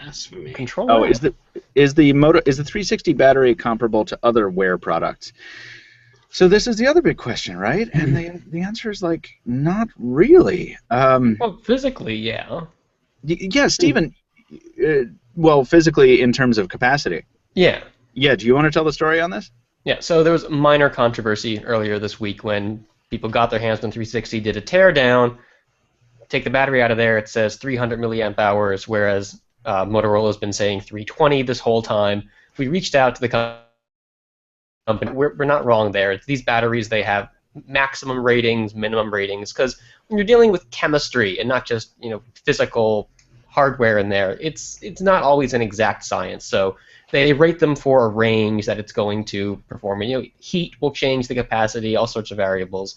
So yeah, it's 320, and right now existing Android Wear we've seen from the 300 to 400 range. So it's within the boundaries of what we've seen here. Now we don't know about battery life, how long it's based on the performance of that OMAP chip, but capacity-wise, it's in line with the rest. Breaking news dispatch from Electric Ladyland from a friend of ours on Twitter, quite literally at ICU, says that heard Moto chose the OMAP 3 as they are the same chips from their Moto Active watch. They likely have tons left over because of sales. Not confirmed, just a rumor, but that sounds mighty plausible. Thanks, a friend of ours. Good to hear from you, as always. Not the only odd choice that Motorola made, though, and we'll get to this battery life question in a second. This is actually related. Motorola opted to go with an LCD for the display, for this round display. Adam, did they mention why they opted to go this route, or is it just a matter of it being difficult for them to manufacture a round AMOLED, or source a round AMOLED? Sorry. They anytime any question was asked about materials, they kept going back to the design. So they were artfully dodging questions like that. And I wish that I could say that I was smart enough to think of asking, but I was really just kind of bamboozled by your environs. Well, I was going to say I was pawning off of the more informed tour group than myself. But yeah, they kept talking about it's round. It's pretty. It's round, and And indeed it is. It's pretty and round. Yes, it is. No so question. they did address the flat tire thing, which I think everybody knows is because of bezel. I've never heard it called the flat tire thing. The flat tire. Come on, You heard it called the flat tire portion at the bottom of the display. Wait, who made that up? Oh, I don't know. That's been going on Twitter forever. Oh, I didn't know that. I just heard it called the Horizon line, which I like. Ooh, the Horizon. See, that's the fancy way to say it, and then the That's flat a better tire spin. is the demeaning way to say it. Yes. So. Wouldn't be surprised if someone within LG came up with that flat tire thing. But it's a confusing choice to go with LCD on this screen because the Gear Live has pretty good battery life for an Android watch, and I think that's in large part, and this is just me speculating, it's in large part because of the AMOLED display, and it doesn't have to light up as many pixels when it's in what Motorola calls ambiance mode. Which is when it displays the clock face at all times, albeit in a dim fashion. When you have an LCD, of course, you have to have that backlight going at a minimum level, yes, but going all the time to keep that ambiance display lit. And yesterday, on my first full day with the 360, I had ambience mode on, and I took it off the charger at 100%, obviously, and 11 hours later, it was shot. So, and that's with kind of moderate to heavy message traffic. So it's not the worst thing ever, but that's not a long time. I don't know, we need like a transflective screen or something. Or something, maybe like an interferometric screen. I don't know. Oh, God. I think it just project a hologram above the watch. That's all you got to do. So today Cortana I'm using the watch in non-ambiance mode, which means it just has a black face when it's not being looked at, and it's just not active. It's just deactivated. So we will have to see what effect that has on battery life. But I took it off the charger at 144. It is currently at 92%. God, you are lazy. You weren't here for our tales of the Apple Store last night. Dowd, I will encourage you to shut the your Apple face. Store. Yeah, I was up at 6 o'clock this morning. Don't want to hear it. I was up until 5:45 after waking up at 7. Piss off. Anyway. What is the? You've got me all flustered now. Now I don't know where the next thing is. Wish somebody else could control this. Pick a question. What's that? Pick a new question. Vic Zhang. Is the original Moto X something that could still be bought and used comfortably for another 2 years without feeling too outdated? That's a tough call. I would say it's not a bad choice now, especially if you could get it at a good price, like maybe a little more than a Moto G. I don't know. I think it's a really dicey proposition. It is because I think yeah. And I say that because the SoC in that thing is so strange. How long is Motorola going to support that? What sort of problems are you going to run into in the next year with that? I'd say if you're going to look at it, look at the newer one. It would have to be a very, very good price because I mean, think about the Moto X. The original Moto X was running right now at like what, $350, $300. Yeah. So I mean, it's an extra $150 to get a brand new Moto X, a second generation Moto X off contract. I don't see why you wouldn't make that. You know, it's like the Moto E versus Moto G argument. Spend the extra $50, get a better phone. I'm sorry. Yeah, no, I completely agree with that. Dad, what did you say the retail price was on the new Moto X? It's $499 off contract. Yep. Okay. Yeah, and it's $99 on contract. If anybody actually uses contracts anymore, who does? I do. I like them. I just did. I upgraded last night. Okay. Yeah. So, but like the Moto X did this. Sorry, didn't mean to interrupt. Motorola's been really aggressive already with Moto X pricing, and it's been there's a sale every 3 weeks, and it's dipped low, it goes up down, up down. It's never broke $300, I don't believe, and I don't think that they maybe can discount it much more than they have now. So it's going to be interesting if they.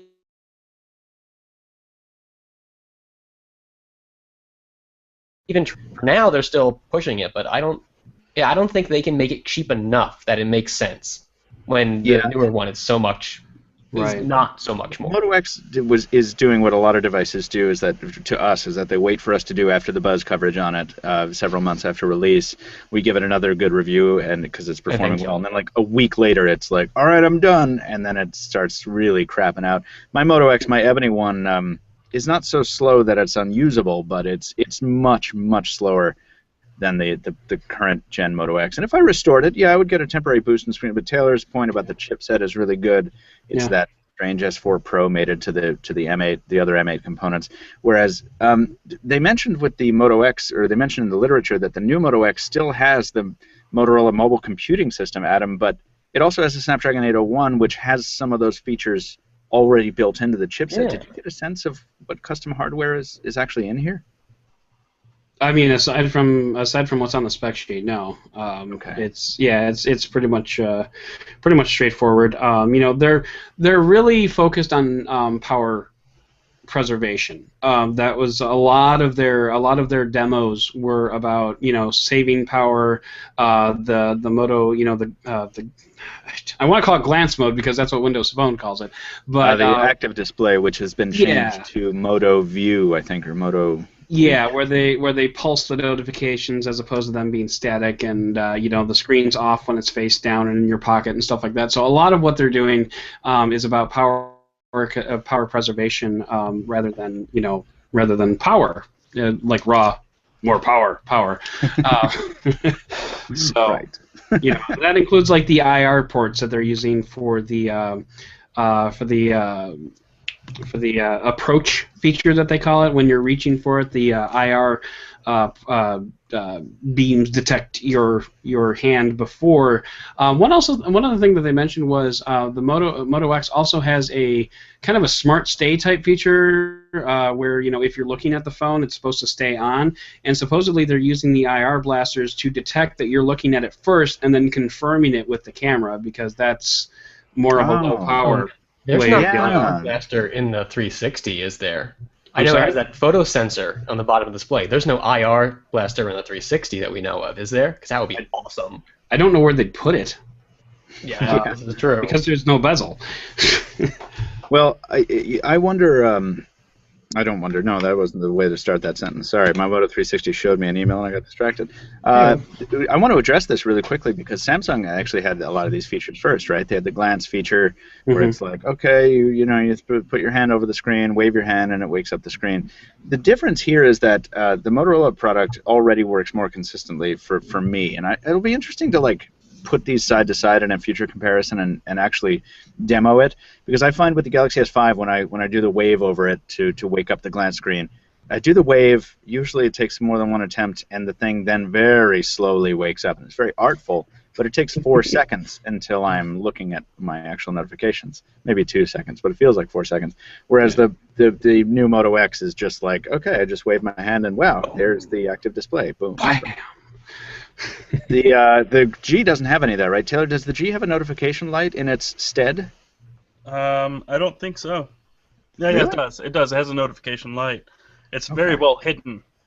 Where is it? Is it on the front or the back? It's on the front. You can't see it at all until it pulses, and I don't even know if you can even see it. Okay, here. cool. But it is literally right between the speaker and the. Yeah. Oh, yeah.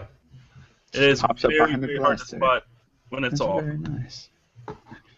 All right, this is from Zachary Johnson. Moto X Gen 1 or 2, what do you think feels more comfortable and which one would you buy? So this is a really good question because the Moto X new gen is so much bigger.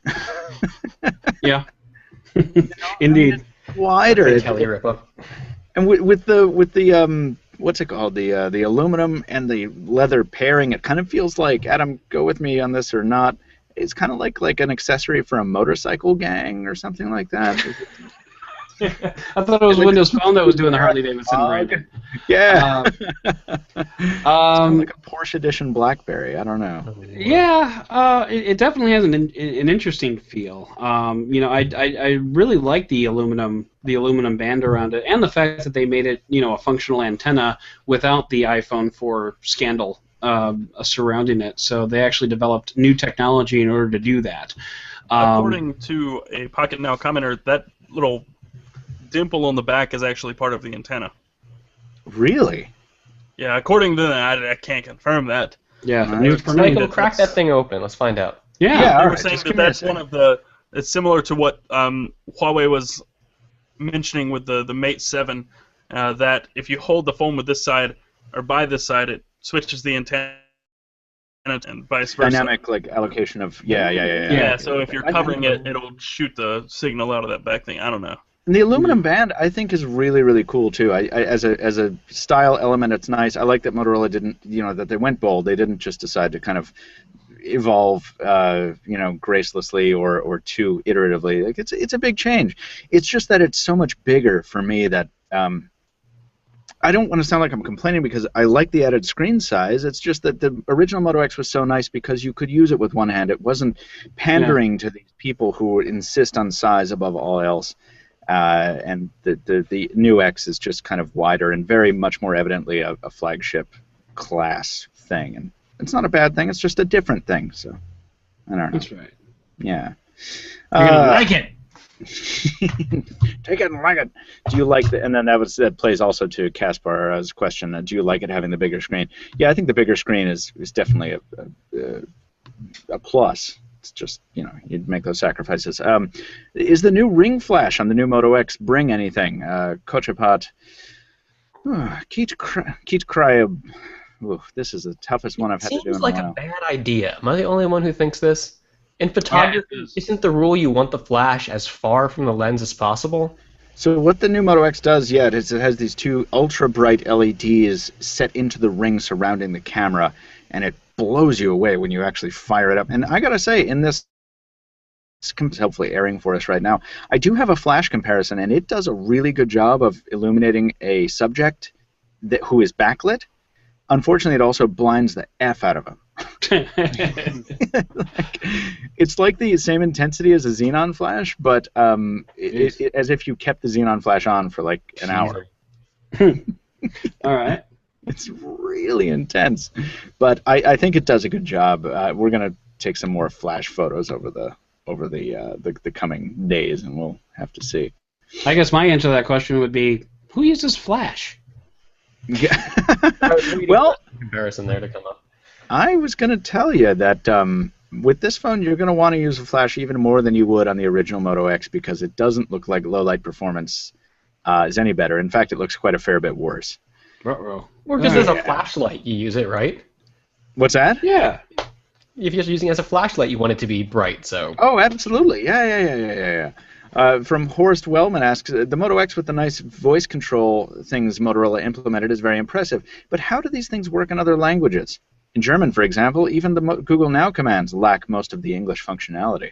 Very good point. I think this is probably exactly as bad here as it was before. I mean, Adam, did you hear anything on this? They did not comment in other languages as far as like I get to troll the audience. Okay, Google. No. What a jerk. Yeah. Well, if you're using the new Moto X, that won't be a problem anymore. But anyway, no, they didn't really talk about other languages because I guess we're just arrogant Americans. I don't suppose, Adam Dowd, that you watched my comparison video yet. I have not. I work. I think that you... I have not. I just don't care for your videos, Michael. Thank you. But you know what sucks? I gotta hire somebody who's a Star Trek fan because no one gets anything. But anyway, I like that you can program your own activation phrase, which I did on mine. And I for years I wanted to do computer, but it doesn't have enough syllables to activate it. So I had to minimum syllable count. Yeah. It's not like a minimum. The word has to have enough variations within it to be picked out of the background noise. So did you opt then for "Hello, computer"? I most certainly did, friend. Let's see if it will behave right now. So, hello, computer. Beautiful.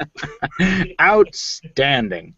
Oh, see, I didn't watch your video, but I knew which way you were gonna go. Thank you. See, I appreciate it. At least you were with me. You don't just sit there shaking your head in shame like some people on this podcast. That's what I do. I don't like you today. Horst, I think this is a good point. But Motorola is an American company, and Google is certainly focused on North America first when it releases features. And we hear it from Tony and certainly from Jaime as well that it sucks that some global features lag so far behind the American ones, but it is the way of it. Maybe after the Lenovo acquisition, we will see some of that change. I don't actually know. Yeah, Bob, and then they can make their greeting to their phone. Grüß dich, Computer. Yes, baby. Guten Tag, Computer. Bob Fly asks. He says he saw the Moto X versus low light. Agreed. Can you guys go in this in the full review since the saturation also looks a lot worse? Yes, Bob, we will most certainly do that. One of the differences here is that the camera does not go to automatic HDR as readily on the new Moto X as it did on the old one, and I think Motorola's HDR implementation sort of aided it in overcoming some of the hardware's deficiencies. So we'll force HDR in some shots. We'll do straight up comparisons. It'll be don't worry, we'll cover the full review, which will be coming next week. We got your back, Bob Fly. What'd you say? I said we got your back, Bob Fly. Yes, indeed. See, don't you miss me having on the podcast? I do. I've missed you. I've been saying that. Kelvin Alonso has a good question we all can chime in on. Do you think that if Google hadn't sold Motorola to Lenovo, some of the features Moto X has would have made their way to stock Android, like trusted devices did? Taylor likes talking about trusted devices. He hasn't talked in a bit. Taylor, what do you think? I don't know if they would have all come over, but I'm happy to see that trusted devices did, because that's a very nice feature to have on any phone. Being able to bypass your own security as long as you have a connected device nearby. Yeah. It would have been nice to see something like active display make its way over too, but then you would have to have every phone running an AMOLED screen, else you would just drain your battery because it's constantly turning on and off and on and off. Indeed. So I highly doubt it. because well, Assist could work if everything had Snapdragon 801 or 805 or Snapdragon 800. So it's hard to say. That's a very difficult question to answer. Would we want those features to come to stock Android? Absolutely. Sure. But it's all of them are hardware dependent. So speak for yourself. I wouldn't want those features to come to stock Android. I like feeling special when I buy a particular make that does things other Android phones can't do. Can I tell you one feature that definitely?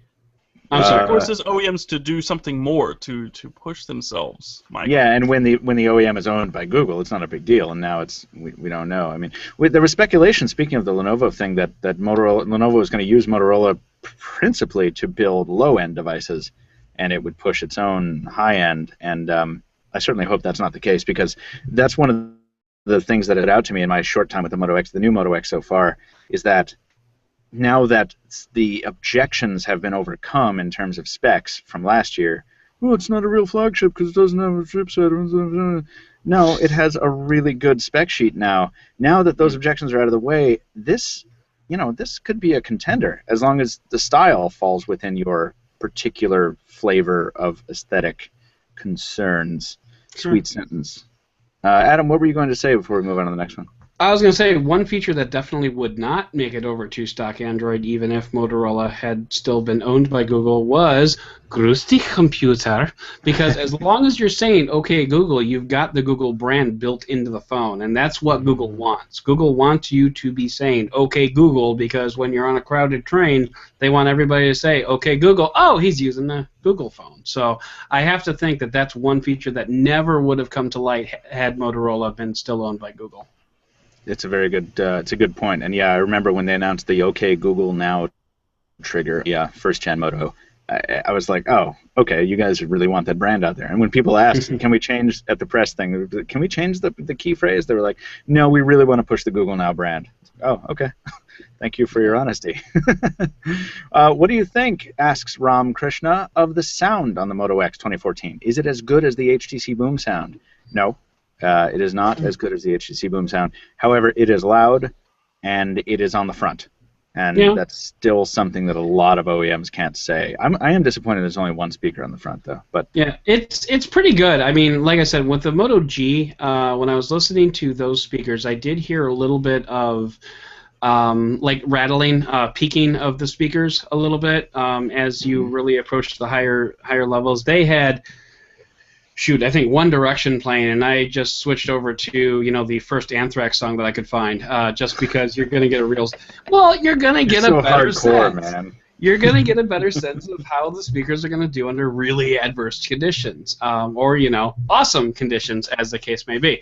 I definitely heard peaking when it came to the Moto G speaker, not so much with the Moto X. The Moto X was loud, and it was proud, and it was very solid. All right, I'm looking forward to Taylor's impressions there, because it's going to be fun to hear the original G put up against the new one, and hear those stereo speakers too, because it's not something we're getting on the X. Guys, we have time for one more Q&A question. I wonder if you're down for that. Is everybody going to stay around, or are you all going to leave me? Bye. I'm good for a little while longer. I've got to get going because I do have this comparison to finish. Yeah, I know. We've all got to get going. We've hit the 2-hour mark, and thank everyone for sticking with us so far. The final question is a simple one, and it's a broad one. This is from Chisels. Is the Moto X worth the extra money? Compared to what?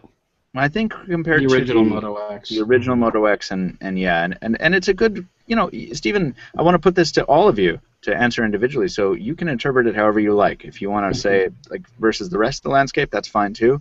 But since Adam Dowd was there at the event, he has arguably the most context for this thing. I'd like to hear from him first. Yeah, I actually wrote an editorial about this very concept, and it was... I don't remember exactly what the headline was because it went through several revisions, but it was essentially the Moto X is more expensive than the original version, and that's okay. Because there's enough of an upgrade both in hardware and in software to fully justify the price. And also another shout out to Hayato because he was the one that actually pointed out to me at the hands-on time that the original Moto X actually debuted at a higher price point. Yeah, that's what I was going to say. It's more expensive, isn't it? Yeah, it originally debuted at $570, I believe, as opposed to the $499 that Motorola is debuting the next generation. So now that the Moto X has been $350 for so long, that just completely flew out of my head. I completely forgot about that. But yeah, indeed, it's actually a discount. So yeah, go get it. Contribution. I am with you on that. Stephen, have you devised an angle that you would like to answer this question from yet? It's not a very useful angle. It's too much money for me, but I like the idea of these $300 smartphones, whether we're looking at a OnePlus or a Nexus model. $400 I can stomach. If you're getting like the one with all the storage on there, but $500 is just a little out of my range. It's not saying it's not worth it. I just don't look at phones that cost that much. So 6 months from now, yeah, I'll be all about the new Moto X once the price comes down and Motorola starts throwing those sales every other week. Do you think it will? Do you think that'll happen? I mean, Stephen, what's your I think it'll have to when we get around to CES season. That's when we first started seeing all the big Moto X promotions originally, was right around January of last year, or this year. But I think we may not be as discounted because we're starting from a lower place, but something by then we'll see some sort of motion. But no, for me, it's a very cool phone. I like a lot of what it's doing. It's just not worth the even very small premium. But that's me. Stephen Constantinescu, commented when the Moto X first came out that he really likes the phone, but he's going to wait a month until it drops to $399. Yeah, well, but I think the first gen Moto X did that because why did it do that? I mean, it was positioned interestingly, right? It was positioned as an American-made smartphone, so you could take some patriotic pride in that if you wanted. It was positioned as the world's most customizable smartphone that would ship in less than 3 days. They took out full-page ads in major newspapers. They didn't not push the thing, so why didn't it? It was a weird, slow launch, though. I mean, they're promoting it like a month before the actual announcement, and when it came out, it took a while to get to all the carriers, and even then, for all the different Moto maker options to arrive, it wasn't until December when we saw the wood options. So this weird, drawn-out process, too. That's true. Did you get any sense, Adam, or Stephen, if you've seen it in the newsfeed, or Taylor even, if these wood options were going to launch alongside the leather ones, if we were going to be waiting forever again, or what's the story on this? If I remember correctly, wood and I think even leather is launching with everything else. I think that's ready to go out the door and ready to fly off the shelves of the Chicago tannery that it's coming from. That's a Chicago tannery. The Harween leather is Chicago. Cool. Yep. Yeah, it really does. It smells great too, and the wood is certified. By the way, they went out of their way to say it this time, which makes me think the old wood on the old Moto X is like this bad laminate or something, because they went out of their way to say that it's certified by the board, some board or some association that's responsible for responsible sourcing of lumber. The Board of Boards. It wasn't only the actual bamboo. There were others were some sort of veneer or something. Something like that, yeah. Because the more I look at my ebony now, I'm such a novelty obsessed loser. I'm just I was all about the Moto X when it came over with the ebony one, and now that something new is around, I'm like, whatever. Yeah, well, if I remember correctly, if you peel up the backs of the old wood Moto X's, you see an IKEA logo. So. But you'll never find the tools necessary to disassemble them, though. They're stuck in your junk drawer with all the rest of the Allen wrenches. Taylor, what is your feeling on this question? I'm not as jazzed about this new Moto X. I was, but after hearing what you're saying about the camera, it being potentially worse than before, and it not having the dual front-firing speakers like we thought it had, I don't know. It's just kind of like this middle ground that it wasn't before. Last year it stood on its own and it said, I'm different. This year it's like, I'm afraid to be too different, so I'm going to be kind of like you guys, but right, and it doesn't have the same impact as it had last year. So for $500, I don't know. I think my money might go somewhere else. I still love Motorola's features though, the active display and all of that. But I don't know. For everything that's out there, everything I just saw at IFA, I don't know. I'm not as swayed as much as I was last year, and that's not because Motorola said, hey, here, try Moto Maker. It's just it doesn't have the same impact for whatever reason. I can't put a finger on it. I understand where you're coming from. It seems a little bit more not confused. It seems a little less coherent this year. Last year, part of the message was indeed we don't have to impress you with specs. We're going to make a device that helps you live your life a little better. Exactly the thing I was objecting to at IFA with all these companies saying your life is a journey. But Motorola didn't do that. They were like, hey, check it out. You don't give a shit about these specs. You care about a phone that does cool things. Hey, this does cool things. So I think probably part of it is because they didn't roll out many new things. They enhanced their existing, feature set. Mm-hmm. And I appreciate that and respect that, but I think it is less bombastic. And also, it's kind of uncertain what the future of Motorola is under Lenovo and stuff. So it's a more confusing space right now. But I will say, Taylor, that I'll be the counterpoint to you. Nothing I saw at IFA could tempt me away from this personally. And I also haven't held one yet. So sure. That factor, yeah. But also, this is, as I said in that editorial I wrote a long time ago, don't buy a phone just because I bought it. My opinion is not, this is just me speaking here as, just personally. There's an affinity I have for Motorola products. There's enough affection for this particular line as well within me that I will overlook things like the camera, which may very well be crappy, or maybe I just have to force HDR all the time and it'll be just as acceptable as the last one ended up being. We'll have to see. Hey, I did just buy an iPhone 6 Plus to keep in my pocket to take pictures with, right? So maybe I could get by with a crappy camera. You can be Commander 2 phones. It'll be great. Sergeant. I like Sergeant. Sergeant 2 phone. Admiral, I think. All right, guys, we've got to let I've got to let you guys go. Everybody has work to do, and we've got to get this podcast on the air. So, what do you say we wrap it up? Does that sound good? I actually had one last question. Yeah, what's up, Dan? I was kind of curious. Do we feel that the Moto X and the Moto G are the last products of Motorola being rolled out, or do we feel that the Moto X and the Moto G are the first products of the Lenovo era rolling out? For me, it's the former. I think we these could are the argue last. the Motorola era was already over with the Google purchase. Then the Google era. Short-lived Google. Yeah, I think these are certainly Motorola products through and through. Even first of all, the transaction's not even closed yet. The acquisition. Second of all, even after acquisitions close, there sometimes is a year's worth, maybe it's 18 months worth of backed up product. Like we saw when Google first bought it, when we were hearing. Or like we just saw with Nokia. And like we saw with like Palm, like years after Palm died, like somebody would run a story. It's like, hey, they were building this too. It's like, geez, these things are planned 2 years in advance sometimes. So I certainly think these are all Motorola. Unless you're Samsung building a smartwatch, and we say it's designed to launch in about 2.5 weeks. Right, exactly. Maybe they 3D printed first. Jules has posted a screenshot of something that I don't understand. So I think that's a sign for all of us to get the hell out of here. Dad puts on his reading glasses and thinks I'm the old guy of the group, so I gotta do that. Nonsense, friend. Guys, I want to thank you for staying a little bit over time with us, both on the air and in the audience as well.